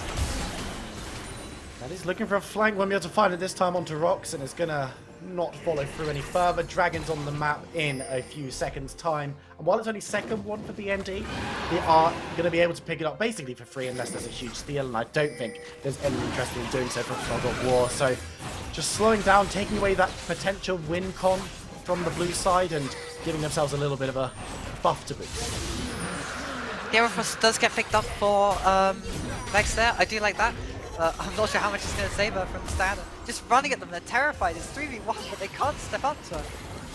You catch the bubble though, but now it's not going to be a 3v1 as more members from both teams join the throne. Miwa flashing over, gets a nice armor strike over the tidal wave and picks up the first kill of the fight in quick succession, going for sexy armor. That's the double, looking towards Peach Dumpling, who has got the Everfrost, but forces to go away. Catis is looking, but it's half health, so he's looking for the ultimatum, lands it, and it's going to force damage onto Diana. But the exhaust is there, the damage is there, the Nautilus is in attendance, and there's the kill coming over. Sophie able to flash away for a second longer, caught out of vision, is going to try to turn away. Nice cable shot to get away from this one, but Master Yi decides against. That was certainly some Yi gaming right there. Obviously, Yi not been very loud this game, had some decent performance in these fights, but then, just as that, he had no kills for the fight. It was 0-2-7 if I'm correct. But having 172 farm, being level 13 at this point, it's just so difficult for side. Well, being level 14 at this point, so difficult for the side of Fog of War to I don't know, deal with them. Especially once you see the bubble blown, you see the tidal wave blown, you just have free reign over the entire fight. And it's the fact that they have to consider that this Master Yi is a considerable threat when Catches is probably more problematic, when the Legend of Lulu on the linear is also a massive damage dealer. And that's not considering Misfortune, who's going to be trying to deal damage in such a different way. You need to be dealing with their backline, you need to be protecting your backline from all of the dive and all of the damage. Teamfight's just such a complicated tightrope to walk for Fog of War. And even going into this game, we said it was going to be difficult for them as we move into the later stages. We didn't account from a 10-1 and 3 Diana. True. I mean, yeah, we didn't account for 10-1-2 Diana. We didn't account for a 13k gold deficit, 25 minutes. Really, another stellar performance they put on here by Big Noise Dice. Got to commend them again. We talked about them maybe trying to play a different style. They certainly did. Last game, they tried to play towards the top lane. That worked out. This game, they showed they can be flexible and play towards the strong mid laner. That worked out too. So, super nicely done from Big Noise Daddies in this game, showing us something different from last game, and showing us they're not just a one-note team. I mean, if we end up seeing them in our third game of the day, by no means guaranteed. We'll have to see how the fixtures fall. They have to play through bot lane, surely, if we see them again. Have to. Just to show they can do it for all lanes, yeah. True. 100%. Well, I mean, it would be very unlikely to see them again, so you know, no, it's almost certain to happen. Oh, absolutely. That's how it works here. You don't choose one of the teams that you see in every game, so you're always guaranteed to see the same team 3 times. And I mean, there's positives and negatives to that, but BND definitely showing off in this one and having an exceptional performance. Yeah, it's a pleasure to watch them. It's been a pleasure to watch them so far. Frog of War aren't down and out in this game. They still have some decent tools. And you've got to feel that if they can catch out and maybe kill the Diana, there's potential that something could happen. Yeah, I mean, you got Morgana Binding, you got Vex Fear. Sorry, I forgot what that champion does. You got Vex Fear, you got the Nami Bubble, you got Nami ult, you got Hextech Ultimatum. You do have tools to pick champions on the side lanes, but when you don't have control of your own jungle, and once again, you can see Big Noise Daddies being so oppressive with their vision, it's so hard to find these picks. They missed the ward there. Looking for Diana, who is forced to back away for a second longer. They're now going to turn their attention to the bot lane Legendary, and it's Tenchi, but damage comes back through, Canis comes back in, and Peach Dumpling gets removed. Rox and Sophie go the same way, and now they're going to look to get onto the Morgana. Will be able to do so. The Culling will land a lot of damage going down onto the Lily, who's going to be forced to flash away actually, as it's Tenchi looking to go toe-to-toe. Won't be able to do so as Wheel actually escapes from the Nautilus because there wasn't any damage there. But notably, Miwa, not interested in that fight, is still pushing down the bot side, and the base could be cracked open on 2 fronts. When you find a Diana with a binding, and get most of the ult charge off her, and it's a 4v5, in fact, that's got to be the best case scenario. Obviously, it's not best case scenario when you're 1.5k, sorry, 15k down. But like, if they were gonna win a fight, that would be the fight to win, and they're not able to make it happen. And for it, they lose 2 inhibitors. I feel like you've got to be really, really desperate. You've got to try and flip Baron maybe at this point if you're just try for the 50-50. It's better than because it's better than not being able to find the fight on your terms, and even when you can find the fight on your terms, you've been unable to win it. So. Super difficult for it to come back into the game. I guess it's the point that I'm making. Yeah, when you see something where you're like, yeah, that should have been a good fight, but it ended up being so poor for them, so bad for them. And it wasn't even a badly played fight necessarily. They were landing the abilities, as you mentioned. They were getting some damage down, but they just weren't able to find that killing blow onto crucial members. And that's when you have to start questioning whether they've got the pedigree to come back and try and take this game. Baron being secured by BND as well would be another nail hammered hard into the coffin, and whether we're going to see anyone from the Frog of War being able to bust out is another question entirely. Rox has gone aggressive, called out by Naught. Fortunately, only support there, so we'll be able to get away the tidal wave throwing just to allow for a little bit of disengage. But with the Baron buff, with the damage it secures, with the sieging ability, they're going to move down mid lane. With 2 super minion waves pushing in as well. Molly's going to have a double stack super wave pushing on the inhib turret. Oh no, Miwa just Nani. runs. We talked about how Rox got out. Not got out enough, apparently. He can't run away from Yi when he's got a ghost blade, he's got boots, he's got 3 lethality items, and he's got his ult running down at you. It's just very quick and does a lot of damage. So if you're going to dive on top of something there as well, going to land the ultimatum. A lot of damage going through, but the Alpha Strike will keep Miwa alive a second longer. Don't expect him to survive too much more though, as this fight will be do or die. Sexy gets taken down, the llama is no more, as Guido taken under tower, will be put to sleep, gets the binding down. So it's going to be Tenchi shooting for the race. It's going to be able to take down the second next tower to boot, and that's going to be a game. BND to get a second on the night. Great performances from them in a much closer game. Yeah, super nicely done. Closer game. certainly were some signs of life from Fog of War in the other game. They have shown the ways they can contest, getting those kills up in the top lane. It's not like it's entirely hopeless to them, but just every player on Big Naughty Daddies is so far above. Well, it's playing exceptionally well, I guess. So good for them. Really strong performance. Super strong showing from Catis there on the mid lane, on the Diana.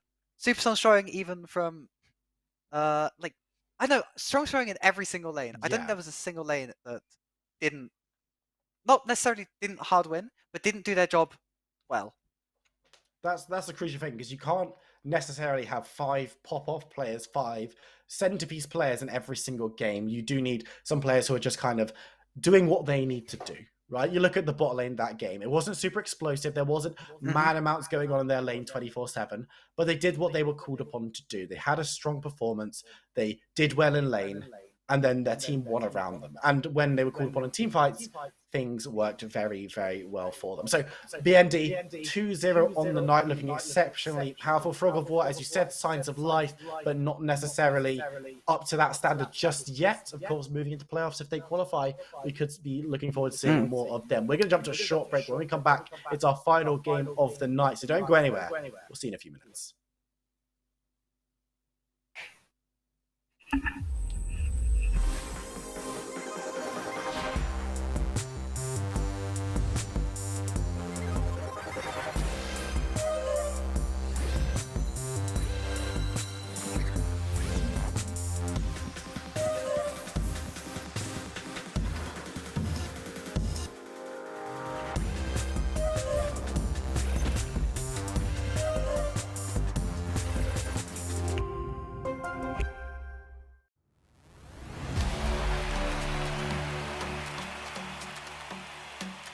At SteelSeries, we make the headsets, mice and keyboards that the world's best gamers win the most with.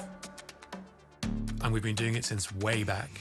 Due to continued innovation and product development with leading professional gamers around the world, SteelSeries is the #1 brand for professional gaming gear.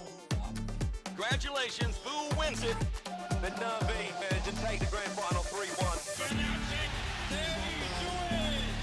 A lot's changed since then, but one thing always stays the same: winning.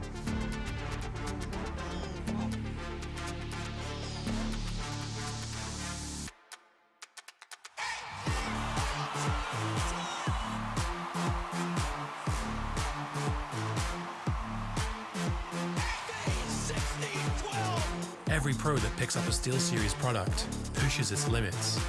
That's what makes us push ours. It's up to you how far you go, but whatever you do, go for glory.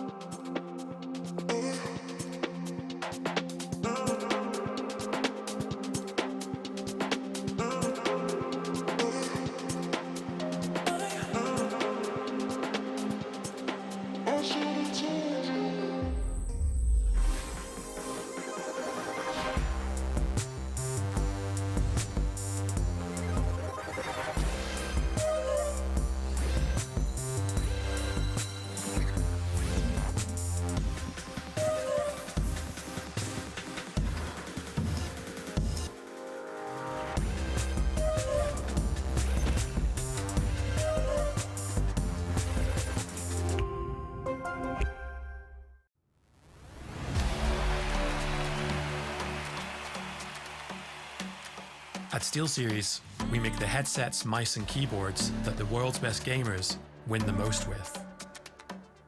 And we've been doing it since way back. Due to continued innovation and product development with leading professional gamers around the world, SteelSeries is the #1 brand for professional gaming gear. Congratulations, who wins it? The WNB to take the grand final 3-1. A lot's changed since then, but one thing always stays the same: winning.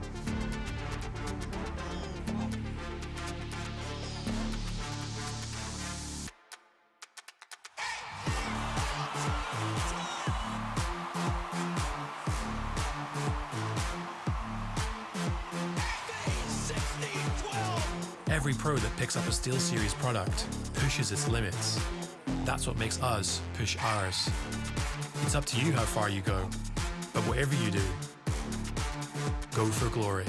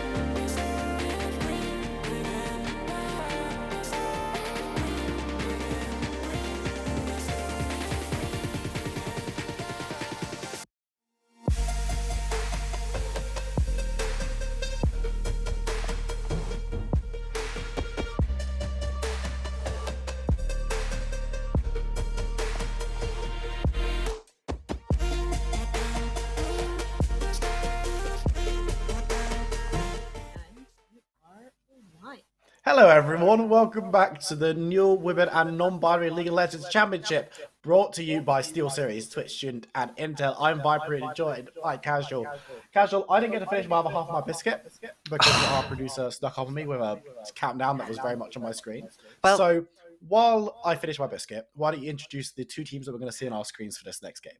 Well, the two teams that we're going to be able to see on our screens in this next match are going to be Hannah Manjana, great name, by the way, love it, versus Pentakill. Simple, classic, like a little bit less, but respect it. So yeah, these two more middle of the pack teams, or at least they were when I checked at the start of the night.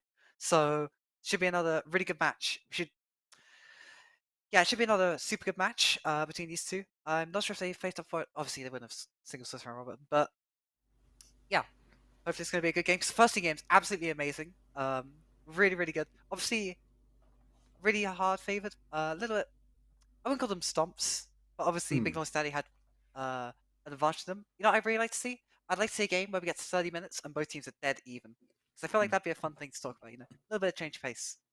Yeah, I mean, it's been good because we've had two teams that are playing against each other and there's aggression there, so that there's the opportunity for one team to gain a big advantage. Obviously, BND were the team that did that 2 games in a row, and I wouldn't call them stomps. I would say BND were definitely deserved winners of both games. Yeah, that's The fair, first fair. game, it's close to stomp territory, but I don't think it quite got there. The second game was closer than that.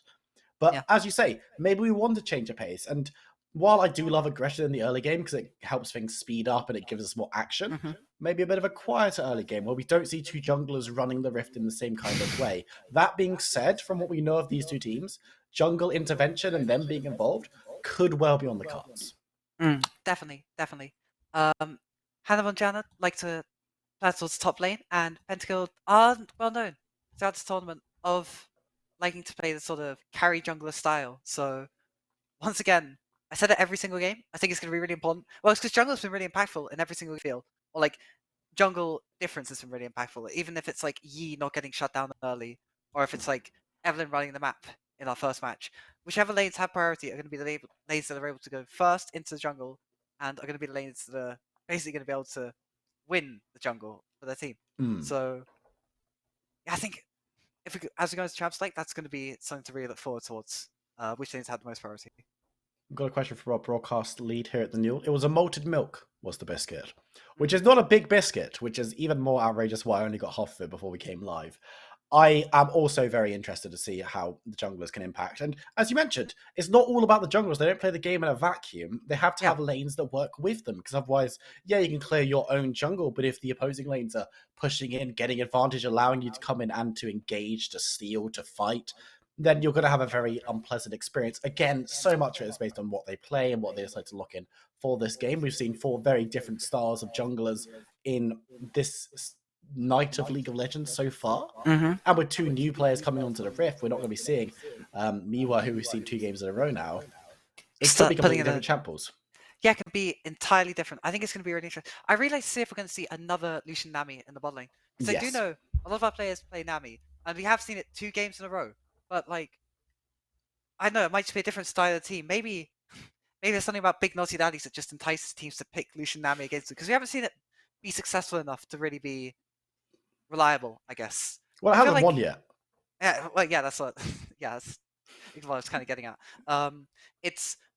I think the thing about Lucian Nami and why it hasn't seen success so far is that while it is a very strong early pick, you really need to know where your power windows are, because it's very strong at level 3, it's very strong at level 6. You've got a little bit of pressure between levels 4 and level 6, but if you cannot capitalize on that pressure because the enemy has picked like a really tanky bot laner and the other bot lane's playing something safe, then I think it's going to be really hard for it to be capitalized on.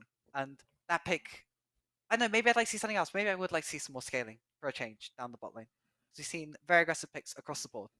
This is true. And I mean, there are still champions that scale. Like, Lucia doesn't scale badly by any means, but it's not necessarily a Jinx, a Kog'Maw, a Caitlyn, who in the late game it's like, oh, you've got Jinx. I guess we just lose. That's fine. We don't need to win this League of Legends game anyway. I think coming into today, when we were talking about all the teams that we were looking at before we came into the tournament, before we went live, Hannah Monjana was the team that we kind of pinpointed as potentially being that Lucian Nami team, though, with their support really favouring the Nami pick in the bot side. And while their marksman doesn't necessarily show lots of Lucian, there's Misfortune games in there. There's other aggressive bot laners that can work almost as well, if not quite as well. Something that should be noted, though, we haven't seen Zaya yet.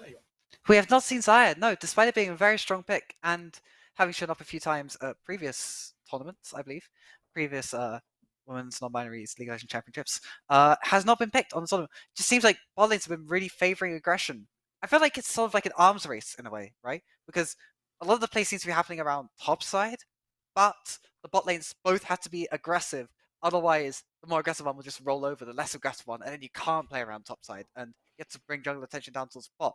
So I think that's why we're seeing a lot of aggressive bot lanes. We're not seeing, but then again, Xayah does have that aggression with that Aerie. You need the Dark for it, but it doesn't. I guess it doesn't offer that same raw power as like a Triss Leona or like a Nami Lucian. So maybe that's why I haven't seen it. It's not offering the same kind of playthrough bot lane ability. There are other champs that we haven't necessarily seen. We haven't seen Ezreal all that much, which is a little surprising because it's so safe. But then again, supports have kind of been anchored to that bot lane. They haven't looked for big roaming plays that we've maybe seen in the highest levels of competitive, where you need that little bit of safety in the bot side to allow for your Nautilus, your Leona to move up towards mid. That hasn't been happening today, which has meant that they can go for these more aggressive pickups because they don't need to pick the Ezreal to be safe, because they know there's going to be a Leona next to them. They know there's going to be a Nami hanging around with them, giving them heals, giving them CC. So they've been able to go at each other. Whether these two teams want to play a little bit differently, whether there's macro decision making that's going to be changed from what we saw from the first 3 teams that we saw today, that's what we're going to discover as we go into Champ Select and then into game further.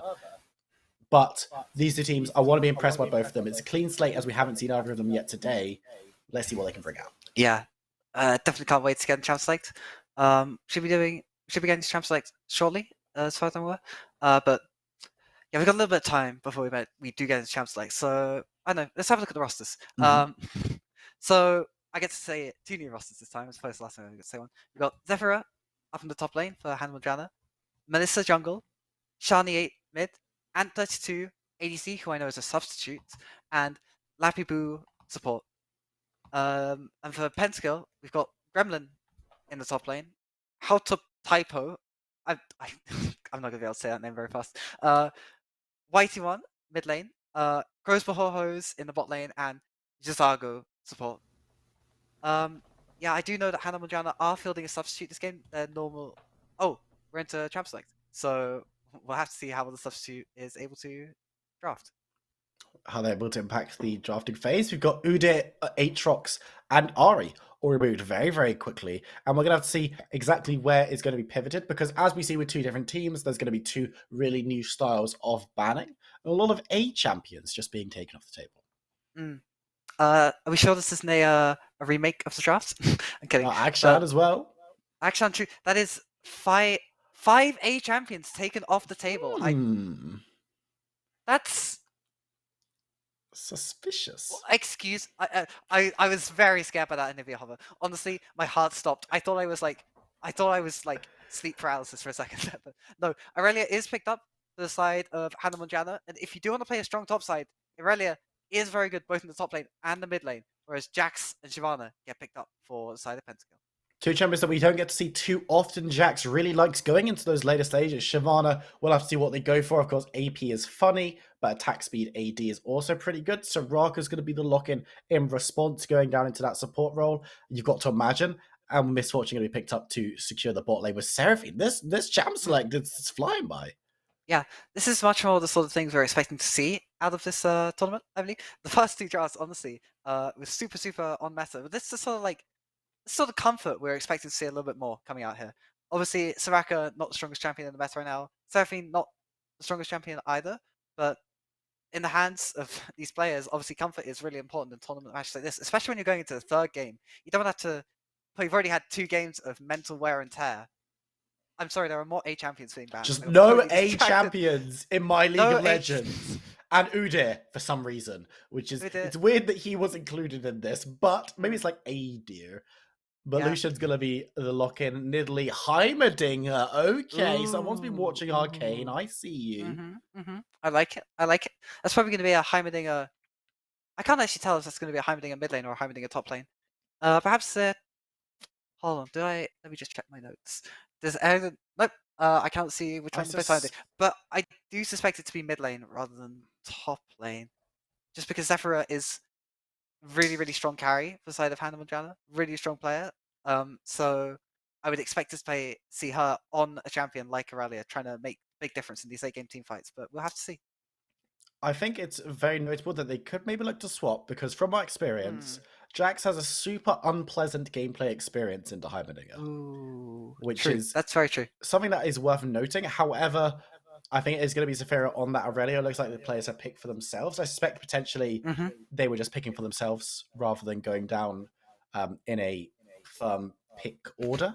So we'll I have to see. suspect potentially this is actually a remake draft. I was joking about it, but it is very, very hypothetical. I just don't think they like A champions. I think both of these That's teams true. were like, you know what? One of the teams started. We saw Pentakill banning the Aatrox.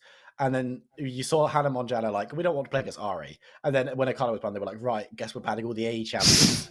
That's fine. They didn't remake? Apparently there's no remake. So this is just... Okay. I don't know. I don't like Amumu either, so that's fine. But like... This is a Game 3 draft if I've ever seen it. You see everyone picking for themselves. You see... You just... Yeah, my mentals... I can't even think. This is just a straight up draft. I do think it's very interesting how, the side of Pentakill did decide to pick their own champions. This does lean towards comfort, though they do pick up the Nami Lucian in like Red 4, Red 5, which is maybe something you'd expect to see banned, were it not for the psychological play of the A champion bans.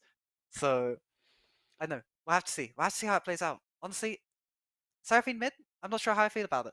Personally. I mean, there is the mental play to ban. My mental shattered by just banning A champion. So I don't know how the teams are going to be feeling moving into this one, because I'm just sitting watching it happen. But Seraphine mid is certainly interesting. The team fight capability from this roster is scary, right? Nami Seraphine is locked down for days.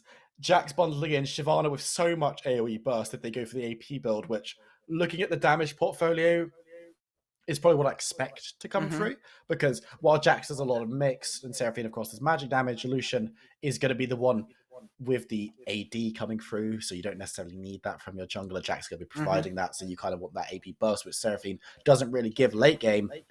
Whether they can lock people in place, and of course, there's a Heimerdinger occurring in this game, so there's going to be turrets, there's going to be whatever he's going to do. So we are set up for a very much exciting game 3 with a lot of different curveballs. My balls are incredibly curved by this draft. I didn't mean to cut it like that. But no, genuinely, I do like the idea of swapping the Aurelia mid. Now that you mentioned it, actually, now that I think more about it, because I feel like Jax has a decent matchup into Aurelia, especially he can counter strike when Aurelia lands her blade waltz and counter that damage, because it is counted as an auto attack, so he should dodge it, I believe.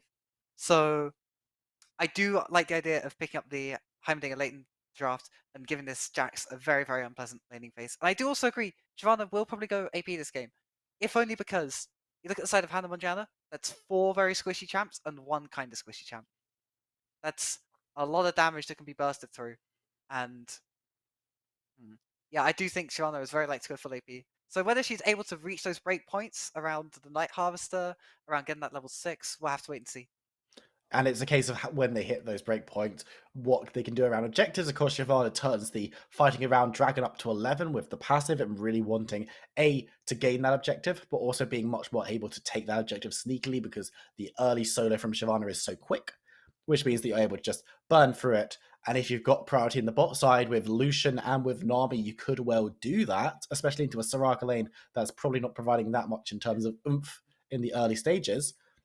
Maybe they can start snowballing off objectives, start looking for those leads in that regard, and then turning these very squishy enemy champions into mulch much, much faster. I'll also really enjoy seeing how a Lucian Nami lane plays into a non-tank support, because the other times we've seen it against the Nautilus, we've seen it against the Leona, but we are yet to see it against a non-tank support champion. So I think it's going to be really interesting to see if they can actually look for that early pressure against the squishy laner. It's going to first time for everything. I say first time for everything. First time for everything this evening. I've seen Lucian and Nami's do that plenty of times in my League of Legends games, so I wouldn't be shocked if that was the case. I want to get to this one. I want to see the Heimerdinger play. I want to see. Well, I hate Seraphine mid. I hate Seraphine. Boo Seraphine. But there's the Aurelia gameplay is going to be very exciting to see how that one goes into that matchup. There's just, again, it's a case of there's interesting matchups across the board. We haven't been stuck in these boring meta. I'm just going to handshake this mid lane. You're going to play X, I'm going to play Y, Syndra or Rihanna or whatever the nonsense is, and just not do anything. Because, again, I think there's opportunities for aggression and early plays in this game, but I think in a very different way, because you've got a Heimerdinger who's going to auto-push a lane, But you can't necessarily dive on it to stop it because there are turrets there.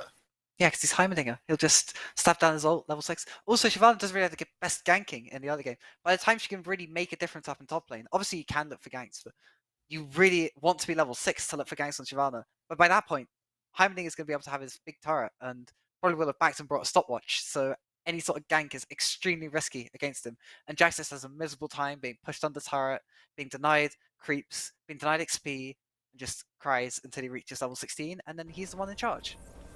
Well, we're moving on to the riff for our final game of the evening. Our final game of the Swiss as well, as next week we move into our playoffs. We've got Hannah Monjana on the blue side, Pentakill on the red. And we're set up for another very interesting game, and it is the Heimerdinger mid, as you suspected. I mean, it makes sense. Obviously, like, I do think Zephyr on a carry champion does make more sense than having your maybe comparatively weaker mid laner. Like, you want the strongest player on your team who we have seen Hannah Monjana play towards in the past to be the carry, and Irelia is a champ that can, I don't want to say it, but can like 1v9 or at least 1v5 certainly these sort of matches. So I think having it's good, but it does lead to a little bit of a worse matchup against these champs. So you can send the Heimerdinger up there towards like the mid game, stop the split push, make it so he can't have that sort of side lane pressure on your turrets. So I guess the Heimerdinger still does do quite well against that Jax as the game goes on. It's whether the Heimerdinger does particularly well into the Seraphine, what can be brought to the table by Witty 1 on this one, because I'm still not fully convinced by Seraphine mid at the moment. It's going to be on them to change my mind. I mean, more buff solution, they're never going to complain about that one, right? And you do have a lot of damage coming from the jungle. And I do think one thing that Pentakill did need in their draft was a little bit more of a direct engage tool. And what better direct engage tool than a Seraphine ult hitting a Jax and then just sweeping through the enemy team? Malphite ult into 5 minutes. Well, there are, alright, it is one of the better engage tools in the game. I mean, and speaking of, I didn't really pick up this too much on the draft. Hannah Monjana do not have that many ways to get a fight started off. I think you really have to look for an Irelia ult or for a empowered electroshock grenade from Heimerdinger up in the top lane. But obviously, if Irelia can just get enough gold, get enough kills, get enough pressure up the top lane, just kind of force fight, she can just have a run at them and they can't kill her. So we will have to see how it pans out. It's going to be about how the lanes leave and which champions are going to get the advantages. And that's kind of the case in all League of Legends games, but if you're leaving lane as Pentakill and you've got a lead on just the Seraphine, maybe things aren't looking as good, but if you've got a lead on the Jax, hey, jobs are good when you get into those split push / team fight situations. But right now, junglers aren't able to get onto the map too much. Melissa tried to sneak on through, but has been spotted out on a ward on multiple occasions. So it's just very respectful from the bot lane of Pentakill. They're going to hang around, but the dive could be on as Melissa tries to grab a spear. Will land. No, won't. Just stepping out from the Lucian means that they'll be able to get away. But the poke's pretty big as Melissa trying to set something up. Trying to look scout, see if Shyvana was standing in a bush, perhaps? Or maybe the spear just goes wide. That might have been the mini-map click as well. Bottom right hand corner of the map, very easy to do so. I'm not sure about that one on the Scuttle Crab though. But, still, I do like the idea of the proactivity here for Hannah Monjana. Looking for things early game, looking for advantages, looking to shut down this early aggression from Crow's Hose and Jago down in the spot lane with the aggressive Lucian Nami, allowing the Soraka and the MF to get the push in. I think it's a wise choice. You do give up a lot of Scuttle Crab pressure though, and how top Typo does manage to clear a lot of her jungle, while Nidalee was just hanging around.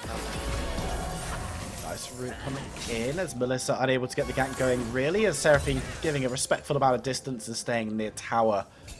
As you can see, not too much over aggression from the Heimerdinger, just playing it quite safe, not looking to shove in too aggressively, which is what we see more in the mid lane because there are so many gank angles that you need to be wary of. And how top Typo noticing just how long Melissa has been sticking around that bot side of the map, walks into the enemy jungle and gets an invade. But all the damage coming through, how Typo Good looking to run away with the flash. Should be able to escape, but actually coming through. Nice dodge away from the grenade, but the damage is there. The ignite is there. Heimlinger chasing forward. And it's going to be a burn. The heal could be enough. The spear won't land this time. Goes through the combos. Melissa looks to dive forward. Won't be able to find it. Now in a lot of trouble themselves. Going to have to step back. Missing on the missile. Shani looking to put down a turret. Get the grenade, but won't be able to do so. And somehow Shyvana escapes. Somehow, both of them managed to make it out of that one alive.